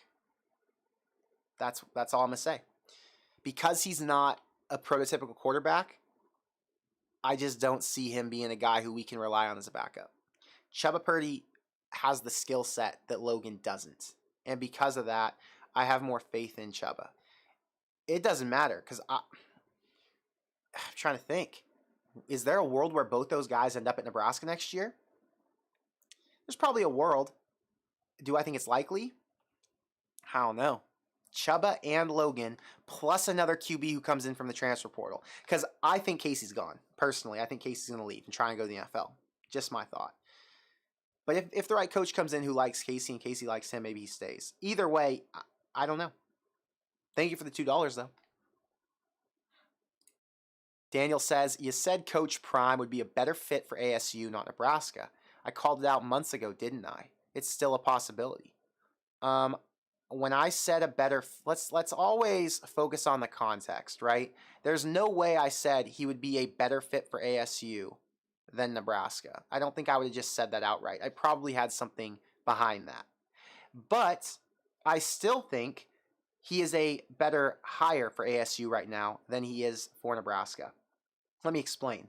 ASU can afford to take a risk on a guy like Dion. ASU is in a position where they need to make a splash. Nebraska isn't. Nebraska's in this position where they need to make the safer hire.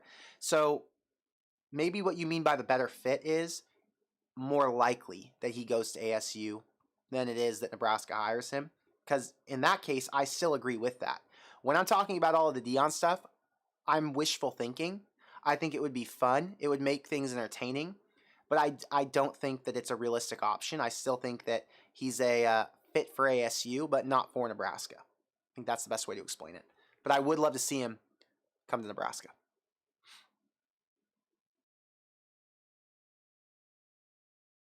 And thank you for becoming a member, Husker Nation. I appreciate you. Nate says that if Casey leaves for the NFL, he'll be at best on somebody's practice squad. Yeah, at this point, he hasn't done enough to be drafted. I don't know. I don't know what his NFL prospects look like. That'd be a tough one. It wouldn't make sense that he leaves Nebraska unless he had some sort of a plan. So I would think he'd want to go in and maybe enroll at a different school and try and do some other graduate program and take another chance before he goes to the pros. I don't know. The fact that he walked on senior day, though, says that, it says that he probably has some thoughts in the back of his head that he might not be here next year. So I don't know. Interesting. Ron says Kenny Dillingham's heating up for ASU. Kenny Dillingham is the offensive coordinator at Oregon. And it makes sense. ASU is going to have to go with a Pac-12 style guy who would fit what they're doing there. And I think he'd be the perfect fit. And I think that's what could happen for Nebraska. They could go with an offensive coordinator who's really good that we're just not talking about. I just don't know how many good coordinators there are in the country who are at such a high level right now that they'd be worthy of the Nebraska job, because we would have already heard them mentioned, right? These are coaches who would have already been up for a job. The only one that gets mentioned is Bill O'Brien, and yes, not my thing. Michelle says she thinks Casey will definitely stay. I don't know. I think if he was going to stay, he wouldn't have walked on senior day. But I think there's still a chance, and it makes sense for him to stay. So I won't be surprised at all. If he stays, it would make the most sense for him and for Nebraska. Unless a different style offensive coordinator came in and needed a quarterback who could do some things that Casey couldn't. Shake Walt says, Connor, you said in your last video this would close out Nebraska's worst ever season. Context. No, I said this would be Nebraska's worst season since my parents were born, which was the 1960s. If you go back and look at Nebraska's record history, their worst season since this year is like 1957 or something. So, because Devaney came in the early 60s. Nebraska last year had the same record as they have this year, but it was not their worst season. They were extremely close in a lot of games. They were competitive. They had a lot of good players. This year is far and away a worse team than we had last year. They're at a new level of low, and that's why this is the worst season that Nebraska's had in, 60 years. Husker Nation, thank you for the 5. Let's remember the one and OG Husker Nation. Keep up the good work, Connor, and congrats on this big live stream. Yeah, I didn't even realize we're at 500 people in this chat. Well, we're at 450 right now. We were up to 500 at one point. It's been a great Tuesday. Thank you guys for being here, by the way. Thank you for the $5. And yes, we know you're the OG Husker Nation. Ryan says Will Muschamp. I don't even think Will Muschamp is a DC right now. Let me see. Will Muschamp is currently a co-DC at Georgia. He didn't work out at Florida, and he didn't work out at South Carolina. But could he work out in the Big Ten? I don't know.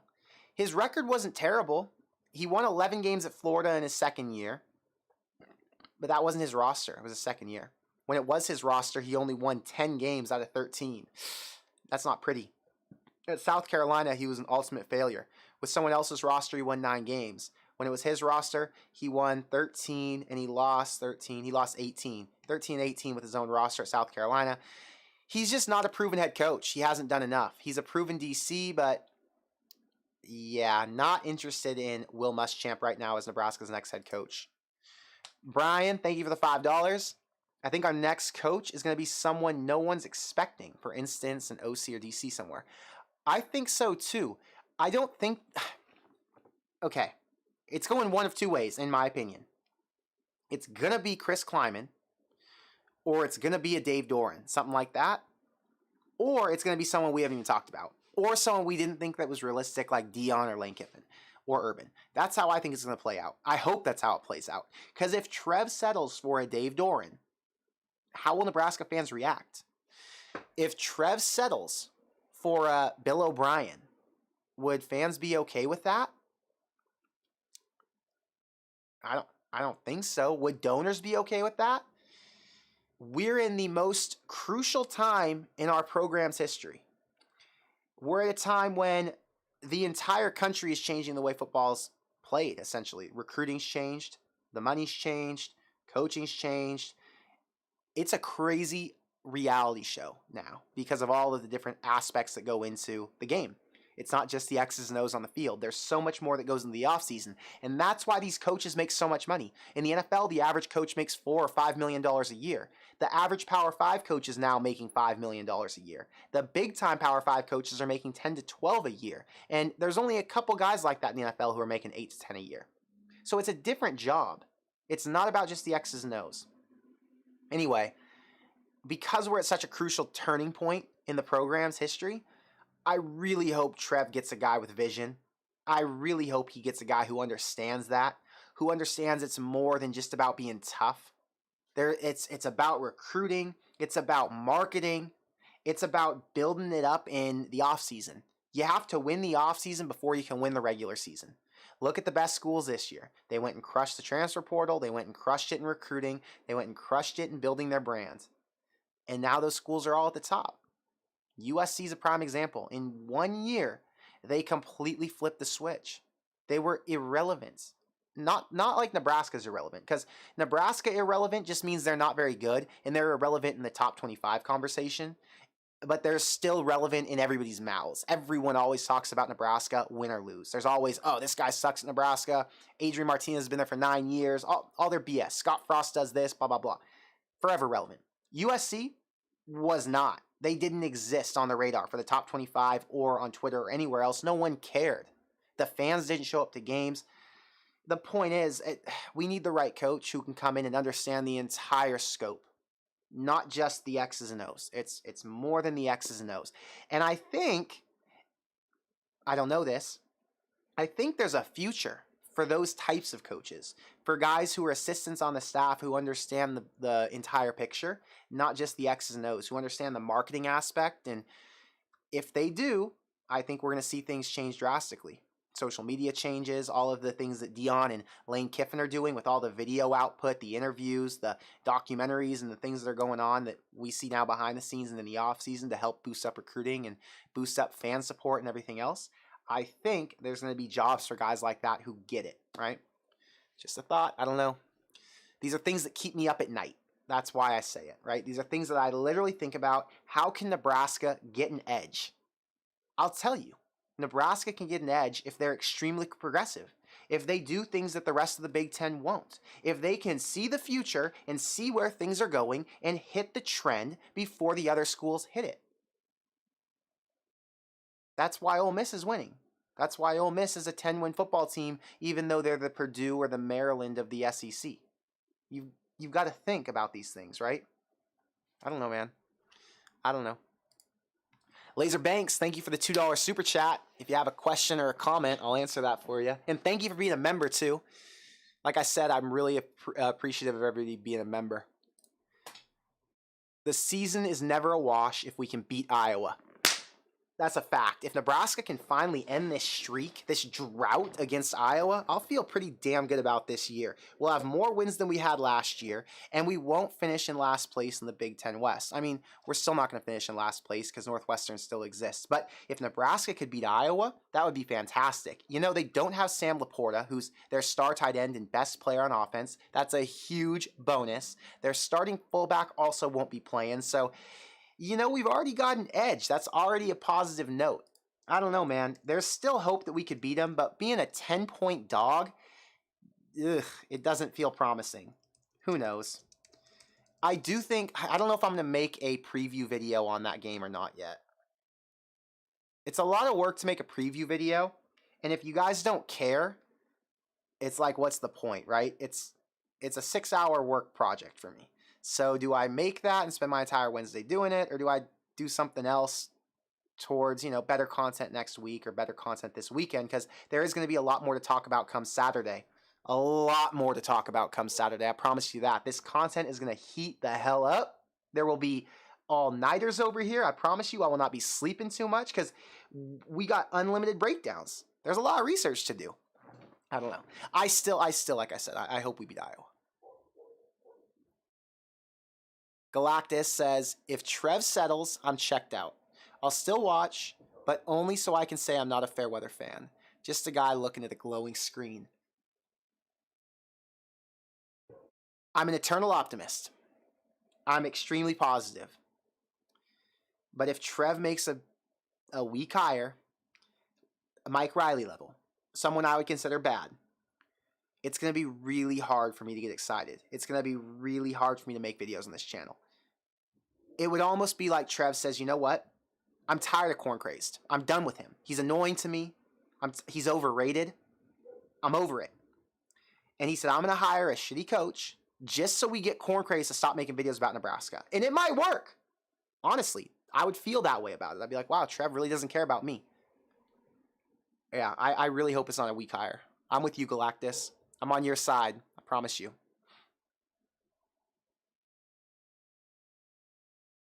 And you said, don't waste your time on making an Iowa video. I mean, honestly, it'll only get like 4,000 views.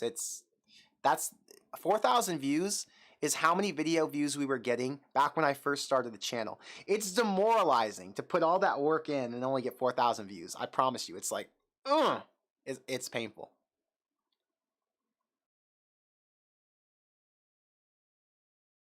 Let's see here. NCAA playoff says the D is on track to being great. However, the offense for Nebraska isn't helping them at all. What's crazy is there's so much skill talent on the defense. They just need to tighten up on the D line. Even if the D line had one or two more guys who were just big enough bodies to compete in the Big Ten, the linebackers are helped a ton. The DBs are then helped a ton. You're going to have Quentin Newsome. You're going to have Miles Farmer back. I think Miles Farmer might be back. You're going to have Marquise Buford. And then who's the other corner? Malcolm Hartzog. Then you've got Luke Reimer, Nick Henrich, both back. Ativa's gone. Hausman's back. So that back five is incredible, or back six is incredible. Now you just need the 3 or 4 down linemen. That's a question. Who is going to be the down lineman who can really turn things around? Garrett Nelson's one anchor, but who can we get on the interior? The offense, again, we have a lot of great skill. We have a lot of good skill position coaches right now, and we're going to have good skill position coaches with this next staff. The offensive line is such a massive question mark. Ugh, man, it's going to be so interesting. Nebraska's close. They're close.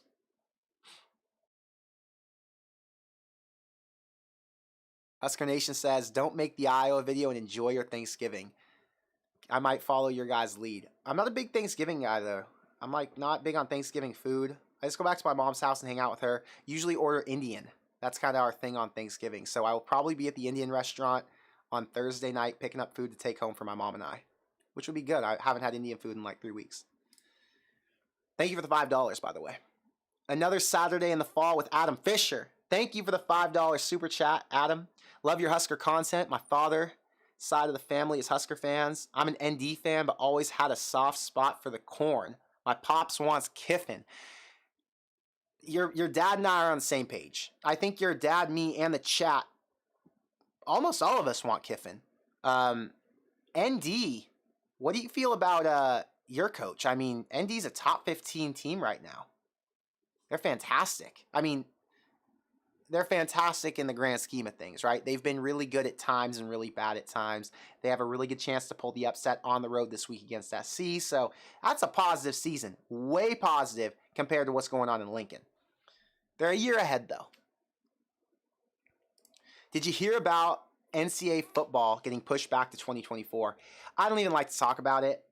This one's painful. So I've told you guys before, I'm a huge NCAA football fan. And when the game comes out, I had a bunch of ideas for a new channel and player interviews. And they announced today that the game's not coming out for another year. They need more time to work on it, which hurts my heart. Like, I only got so many years to live. Why are we pushing back the things I love the most? Are you kidding me? It's painful. But, yeah, it is what it is.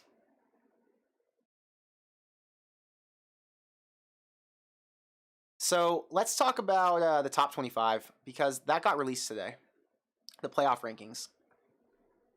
Just because I think it's good for all of us to be in tune with what's going on around the country, because even when Nebraska's bad, Nebraska fans still need to be tuned in to college football so we can understand what we're up against in the future, all right?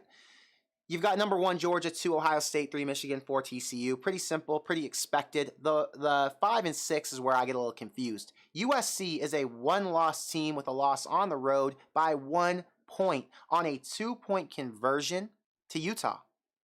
And they're falling behind LSU, who lost to Florida State. Granted, Florida State's a top 16 team. LSU also lost the game to Tennessee by 30-something points. Where was that game? At home. It's disrespectful because the SEC bias is so real and it's so despicable. I'm usually okay with the SEC bias. I understand it. It's like, okay, I get it. The SEC is significantly better than all these other conferences. But I have so many foul things I want to say, but I'm going to be nice because there's probably a 10-year-old watching or a mom watching, and I don't need to get too ramped up right now. It is bullshit that USC, who plays in the Pac-12 conference that is actually a respectable conference this year. I mean, they have been night and day better than they have been these last 5 years. Oregon State, the number 21 team in the country. Washington, number 13 nationally. UCLA, 18.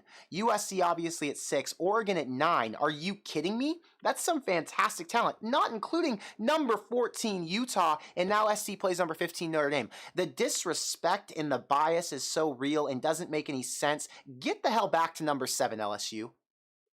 What are we doing here? Or number 6, I guess we can say. What are we doing here? Putting LSU in a position where all they have to do is beat Georgia and they're automatically in the playoff. The SEC bias is a joke. I totally understand Georgia at 1. I totally understand 2, 3, and 4. But that 5 is such a crucial position. It's disrespectful. I don't know how you guys feel about Bama, Clemson at 7 and 8. I'm not sure how you feel about Tennessee at 10. I personally would put Penn State above Tennessee at this point. Personally. I like Penn State's defense, and I think they would beat Tennessee tomorrow. Wait. Hendon Hooker's done for the year, and you're telling me Tennessee is number 10? Who's the backup, Milton? Penn State would beat Tennessee tomorrow. Sorry, what are we doing with them at 10? The only reason these rankings matter, and the only reason we're worried about what goes on in that last kind of, top 10 area, is because we only have this week in the regular season. After this week, you only have one more week, one more chance for a few of these teams to work their way up. And those positions are prime positions for New Year's 6 bowls. It pisses me off. It's disrespectful. What has to happen now, in my opinion, USC needs to go and smack Notre Dame. Then LSU has got to lose to Georgia. Then we'll have a number 1 Georgia, a number 2 Ohio State or Michigan. In my opinion, TCU goes down to Kansas State, in which case LSU still would have no, LSU would be out because they'd lose to Georgia. USC would be in, and then I guess you'd get Clemson in.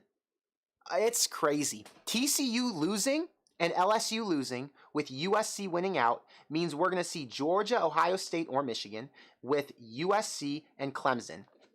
Craziness. This playoff, it's never been so level. It's never been such a fair draw for all of these teams. There's never been the dominance, or there hasn't been the dominance that we've seen in the past couple of years, right? I'm just glad to see a shakeup. That's what I'm really looking for. Because my team's not in it, give me something different. Let me see another team take their shot. I don't want to see these same teams over and over. I'm so damn happy it's not Clemson or Alabama. I'm so over both those teams. I don't want to see them in a playoff. I'm sure this is how people felt when Nebraska used to be good.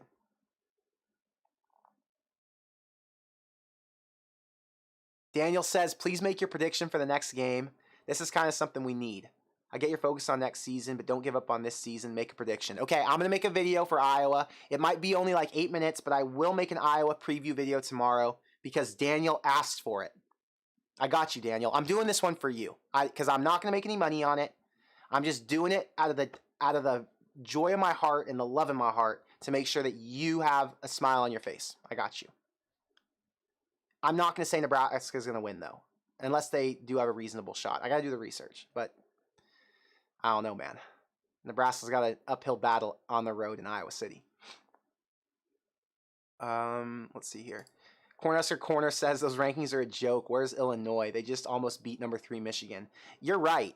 They probably should be in there, but Illinois sucks, so I'm glad they're not in there. They're not a good football team. Keep them out.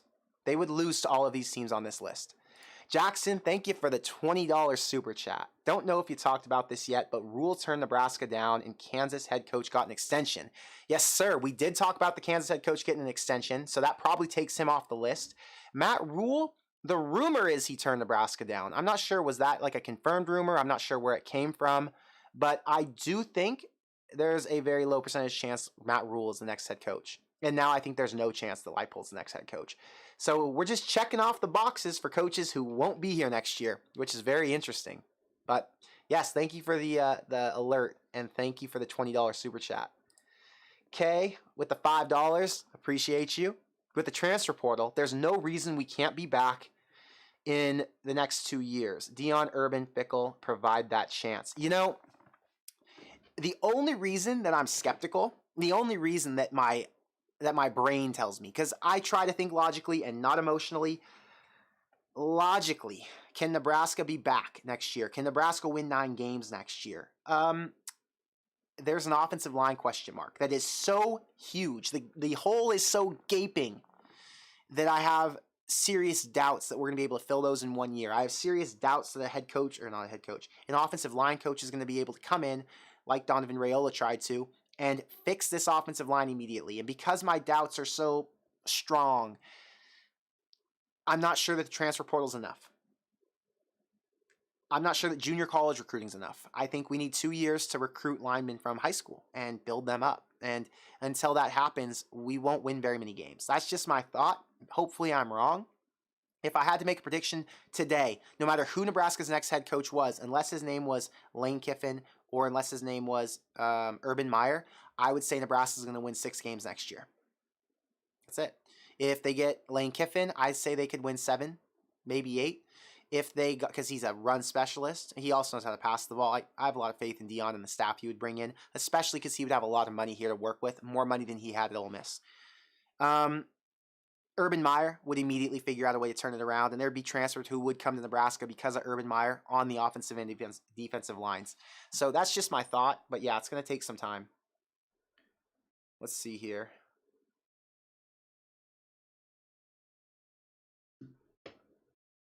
I got a text from my cousin. It's a tweet from Mike Farrell. Let's pull it up. Mike Farrell, Twitter. Stay with me. Stay with me.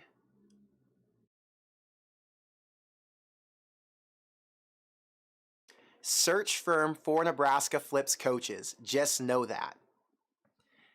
So the reason he's saying this, and the reason it makes sense, is go back to what we were talking about earlier.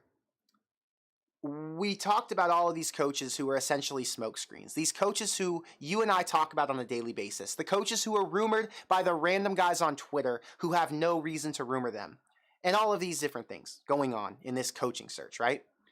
And then you have reality. All of that's just fluff and bullshit and us talking and being bored football fans who want to enjoy our season for what we can. Then you have reality. Oh, I didn't even pull this tweet up for you guys. I'm sorry. Here we go. Here's the tweet. The search firm for Nebraska flips coaches. He is referencing the search firm that went out and got Lincoln Riley. He is referencing the search firm that I think went out and got Brian Kelly. The search firm who finds a way to get it done when we don't realize it's possible. The search firm who can find the perfect fit when you don't even know it's the right fit. This tweet gives me hope. I feel like I'm one of those kids who just gets excited over, you dangle candy in front of my face and I'm like, oh my God, it's there. And I try jumping for it. I feel like I'm one of those little kids.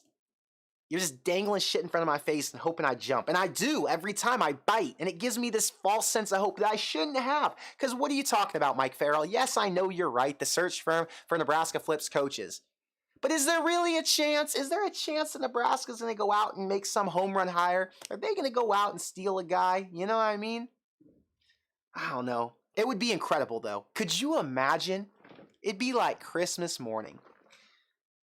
We wake up Saturday morning, emergency press conference or even a scheduled press conference. Trev comes out. He comes out and gets everybody warmed up. It's been a long, hard search process.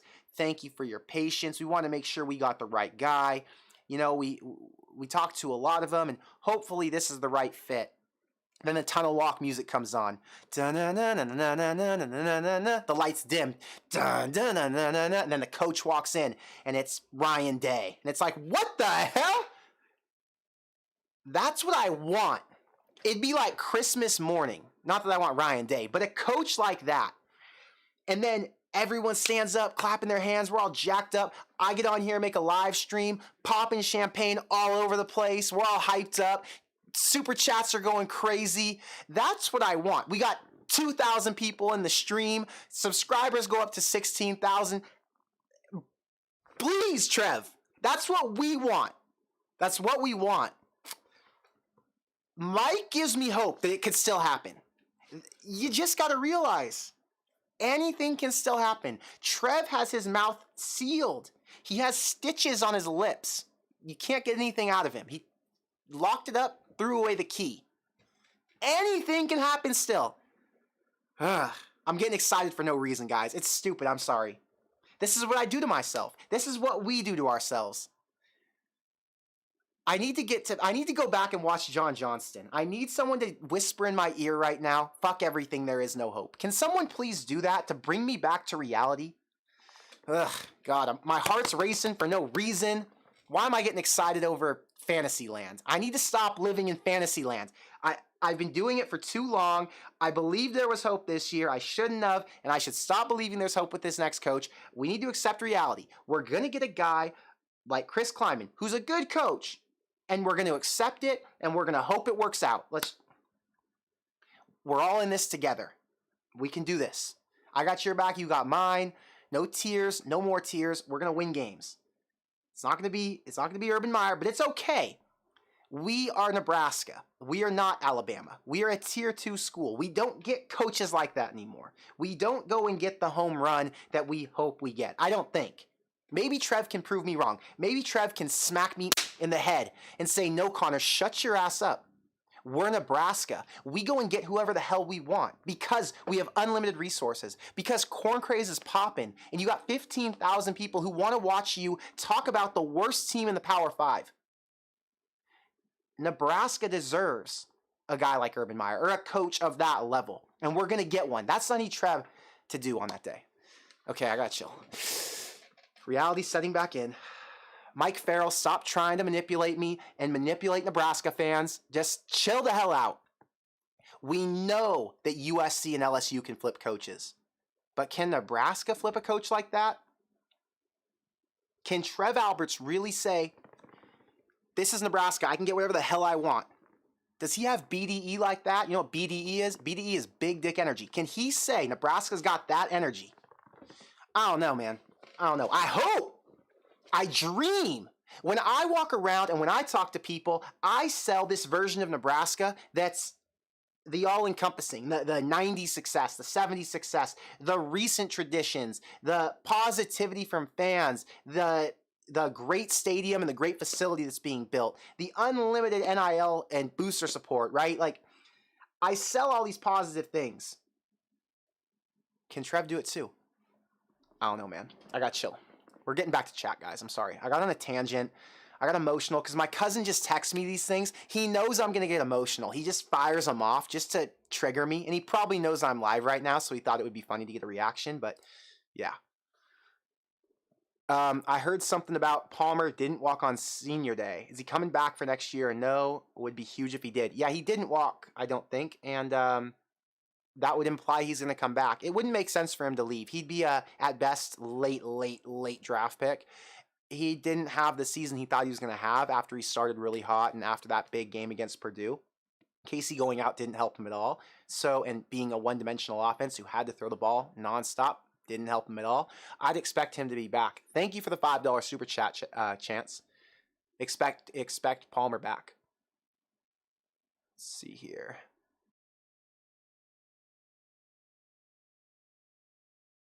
I gotta check time. It's my friend's birthday dinner tonight. I gotta go to that in a bit. Daniel, thank you for the $20 super chat, and thank you for being a member. Appreciate it a ton. Let's see. EK Films. Remember, Connor, your channel's called Corn Crazed, not Corn Level Headed. Thank you.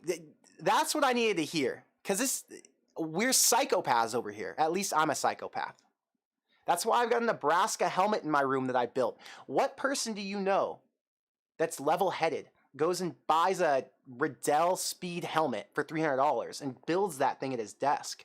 What reasonable person do you know goes and quits all of his jobs and work opportunities and says, screw all of this, I'm going to go and make Nebraska football content as a full-time thing? What reasonable person do you know? Nobody, because that's not a reasonable thing to do. This is corn crazed, corn psychopath, not corn level-headed. EK Films, you hit the damn nail on the head. Thank you for reminding me. This is psycho shit. I needed that. Chance, another $5. Thank you. Connor, I love the hype, but bring your heart rate down, brother. My heart, I'm telling you, it was flying a minute ago. You're damn right. It was flying.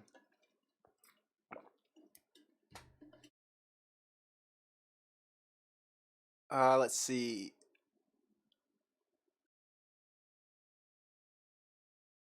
Woogie says your cousin did a good job. Yeah, that was hilarious. I just don't see Trev hiring anyone close to being exciting. Am I missing something? He seems risk averse. Yeah, that's a good question. Is he willing to take the shot? Or did he try and preface this coaching search with, oh, it's not going to be flashy, and it's going to be the guy who's the right fit?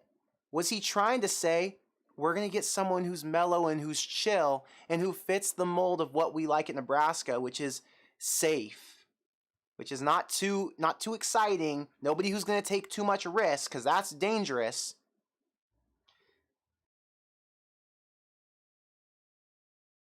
We need a risk taker. If you want to become a dominant powerhouse, if you want to get back to the Nebraska of old, you have to take the shot. If you want to be nationally relevant, you have to do things schools in the Big Ten West won't do.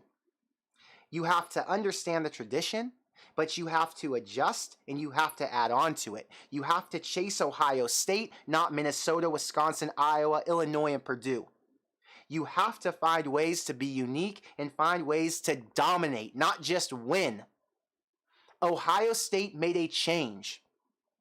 Is his name Gene Smith, the AD at Ohio State? I think it is. Gene Smith said, we are going to make a change. We are going to bring in the coach who understands this, and we're going to find a way to win at the highest level. We're done being the Ohio State of the Big Ten, who's good. We are going to be the Ohio State of college football, who is great. The Ohio State who is nationally relevant every single year. The Ohio State who is always in the playoff conversation. The Ohio State who goes and pulls guys like Dylan Raiola, a 5-star quarterback, when he's a junior in high school. Not because he needed multiple recruiting visits to be sold on Ohio State, but because he knew from birth that Ohio State was the premier destination for high school quarterbacks to go to become elite professional quarterbacks. We need to take a shot to get a guy like that who can right the ship, fix the program, and get us back to where we belong. I do not want to watch Nebraska and forever sit in 9-win mediocrity. That is what 9 wins is. It is what going to the Wisconsin game in 2014 with Bo Pelini, who let Melvin Gordon run for 450 yards on that defense, was. It is mediocrity. It is unacceptable. I cannot take it any longer. Bring in someone who can fix things the right way. And if they don't have the resume right now, but you know their ceiling is through the roof, Deion Sanders, find a way to get the guy with the highest ceiling who can win at the highest level. I say that prayer before I go to bed every night. Tater, thank you for the $2 super chat. NE has the BDE for sure, no doubt there. Do they? Because right now, I don't think they do. Right now, the energy's been lacking. The energy has been non-closing. The energy has been, I don't know for a fact. I know nothing. The energy I get from I played football in college. I have a lot of friends who play football in college, a lot of friends who play football in the NFL, a lot of athlete friends. Here's the point to me saying all that. There are a lot of 20-year-old kids who are casual. They do things well enough, and they have enough talent behind them to where they can get away with messing around half the time. Nebraska gives me the energy of half the players on the team, and I don't know the players like that. I don't know any of this to be true. I'm just saying this is the energy it gives. Smoke weed after practice, drink on Friday and Saturday night, not as focused as they should be, as if they are trying to get to the NFL, right? I know guys who played at the highest level and how focused and locked in they were, and those guys did not take the little things for granted. I'm afraid some of the Nebraska culture has been allowing things to be taken for granted. The little things, right? They aren't as dialed in as they need to be. We need a coach who can come in here and get the guys who perform at the highest level. Michael Thomas at Ohio State, who's one of the best receivers in Ohio State history, who's one of the best receivers that the Saints had in a long time. I think he was like a second-round draft pick or late first-rounder. Doesn't matter. That guy did the little things right. Everything was dialed in and detailed. And there's a reason that he was part of a national championship team, because he cared about every aspect. He cared, wanted to be a winner, right? What coach can you get to come in and preach and build that culture? That's what we need, because right now the BDE energy is lacking. It's not there. We need to get back to that. Husker Nation, thank you for the $5. Trev will take the risk. He shut down a couple of sports at UNO when he was an AD there. That's a good point. That was a risky move, and he did do that. He's not the guy who likes to play it safe. He will make drastic changes when necessary. If you are a real Nebraska fan, if you are corn psychopath like I am, and I believe Trev is corn psychopath. I know for a fact Trev jumps in here and watches the live streams. Trev's probably in here as another one of the copy Husker Nation guys with Husker_Nation, and he tips me $2. I'm sure of it. And he knows we need to make a serious change. It's just where we are. We're at a pivotal point in Nebraska football history. Travis says, I think Trev has already demonstrated by firing Scott early that he wants nothing short of excellence. Thank you, Travis. It makes me feel better. It makes me have hope. You're right. You're right. He did what had to be done early on. He said, we're not going to give him a chance to win a bowl game. We're not going to give him a chance to redeem himself. He said, Scott, get into my office. Scott sat down. He said, no, stand up because you won't be here long. Pack your things and get the hell out. That's what Trev said to Scott Frost. He did not give him a chance to redeem himself. Thank God. And now we're here. And Trev is out here on a hunt for the right guy. He knows what the right guy looks like. He knows what the right guy stands for. I believe in him. We're in good hands. It's okay.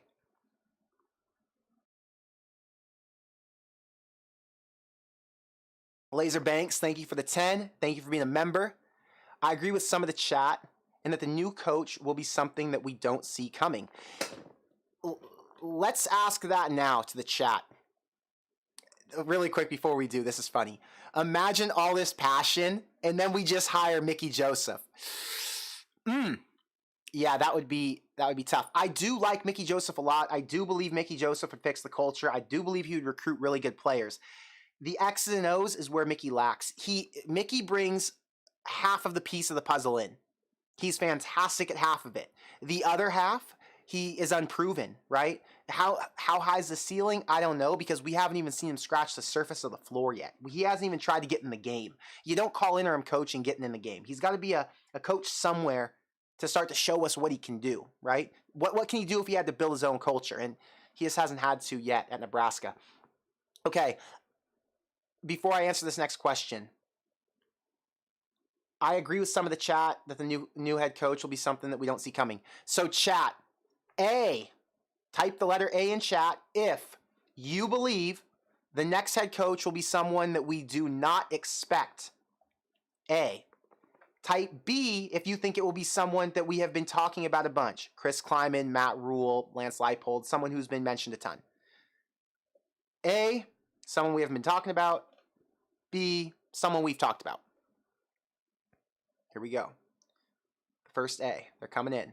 A, B. It's majority A. So already, most of the chat thinks it's going to be someone we don't expect.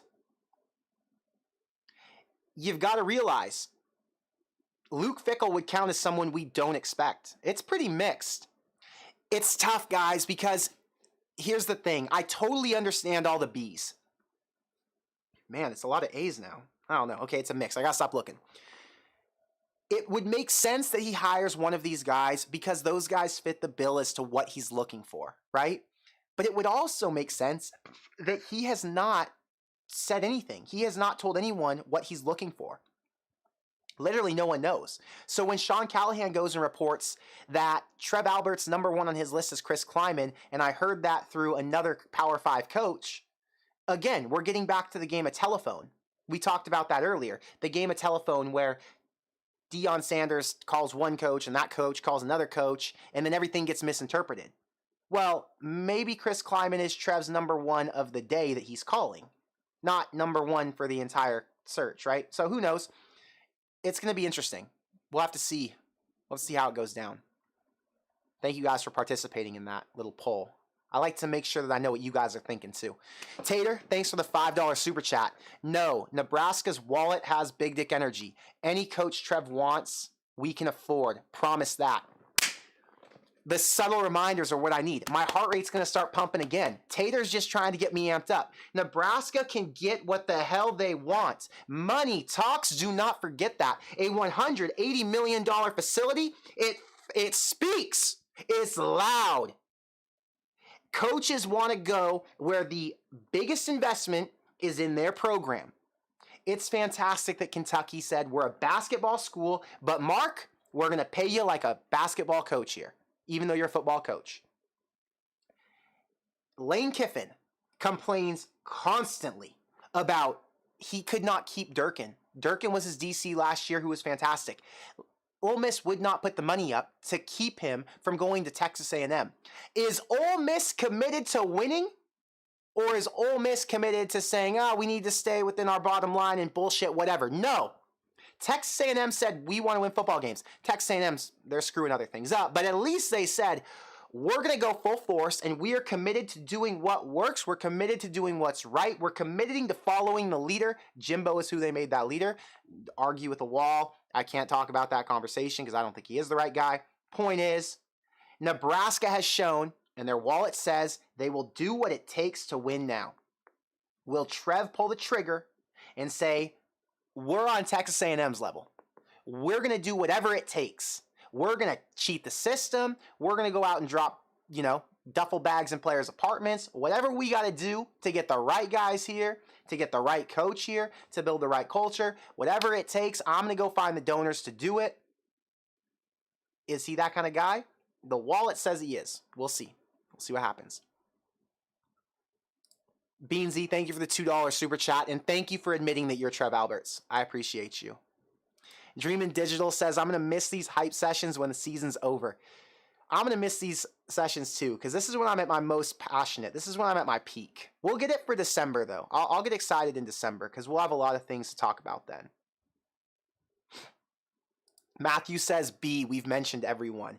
The reason that I was saying B as someone we haven't mentioned would be someone that we haven't taken seriously. I wouldn't say Dion, Lane, Urban, or Luke Fickell would be guys that we can consider serious candidates. Because of that, I would put them in the A category. That's why I'd said that.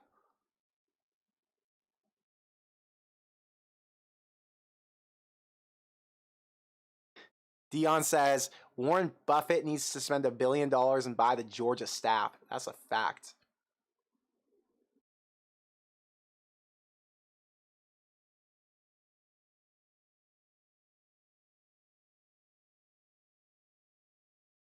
Andrew, I don't think this is true. Lane met with his players to reassure them that he hasn't accepted another job. Looks like he's gone in no time. Hilarious. I don't think he did meet with the players. I didn't see a confirmed thing about that. I did see something that was like a rumor that he met with players, but unless something happened in the last 2 hours that I've been live, I'm not so sure that's true.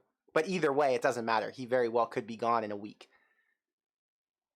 Brian, thanks for the $5 chat. Larry the Cable Guy said he brought an open check for Urban Meyer. What's Larry the Cable Guy's net worth? Let's check real quick. Larry the Cable Guy. I want to make sure this guy can afford what he's talking about, because it might cost $100 million. Net worth. Larry the Cable Guy's worth $100 million. Oh, perfect. He could afford. He could afford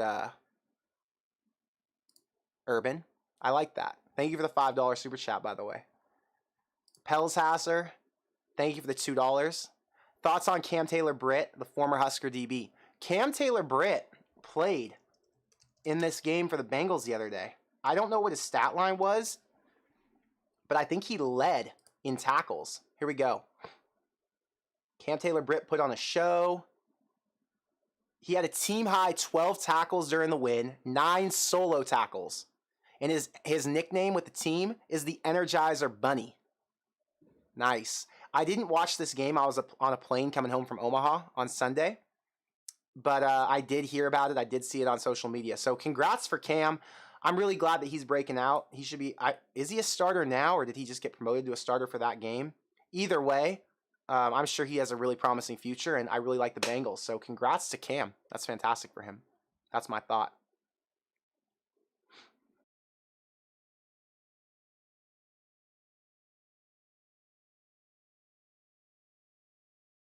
Matthew, Mickey would qualify as a B. It's someone we would expect, I would say. And Joe Brady for OC, he's an outside pick. Joe Brady for OC depends on what head coach came in. Again, he's an interesting one. He's never succeeded as an OC anywhere. Keep that in mind. He's never been a successful offensive coordinator. So do you take the chance? I think you'd have to have an offensive-minded coach who looked at him as someone he could collaborate with. Like Scott Frost would have been fantastic with Joe Brady. They both have some ideas. They could bounce them off each other, and then they could find a way to work the perfect offense. But if you're a defensive-minded coach and you say, hey, I'm going to bring in an OC who's going to run everything and be in charge, sounds kind of dangerous to go and get Joe Brady. But I don't know. Maybe. He was good when he was in college as a passing game coordinator, so just a thought.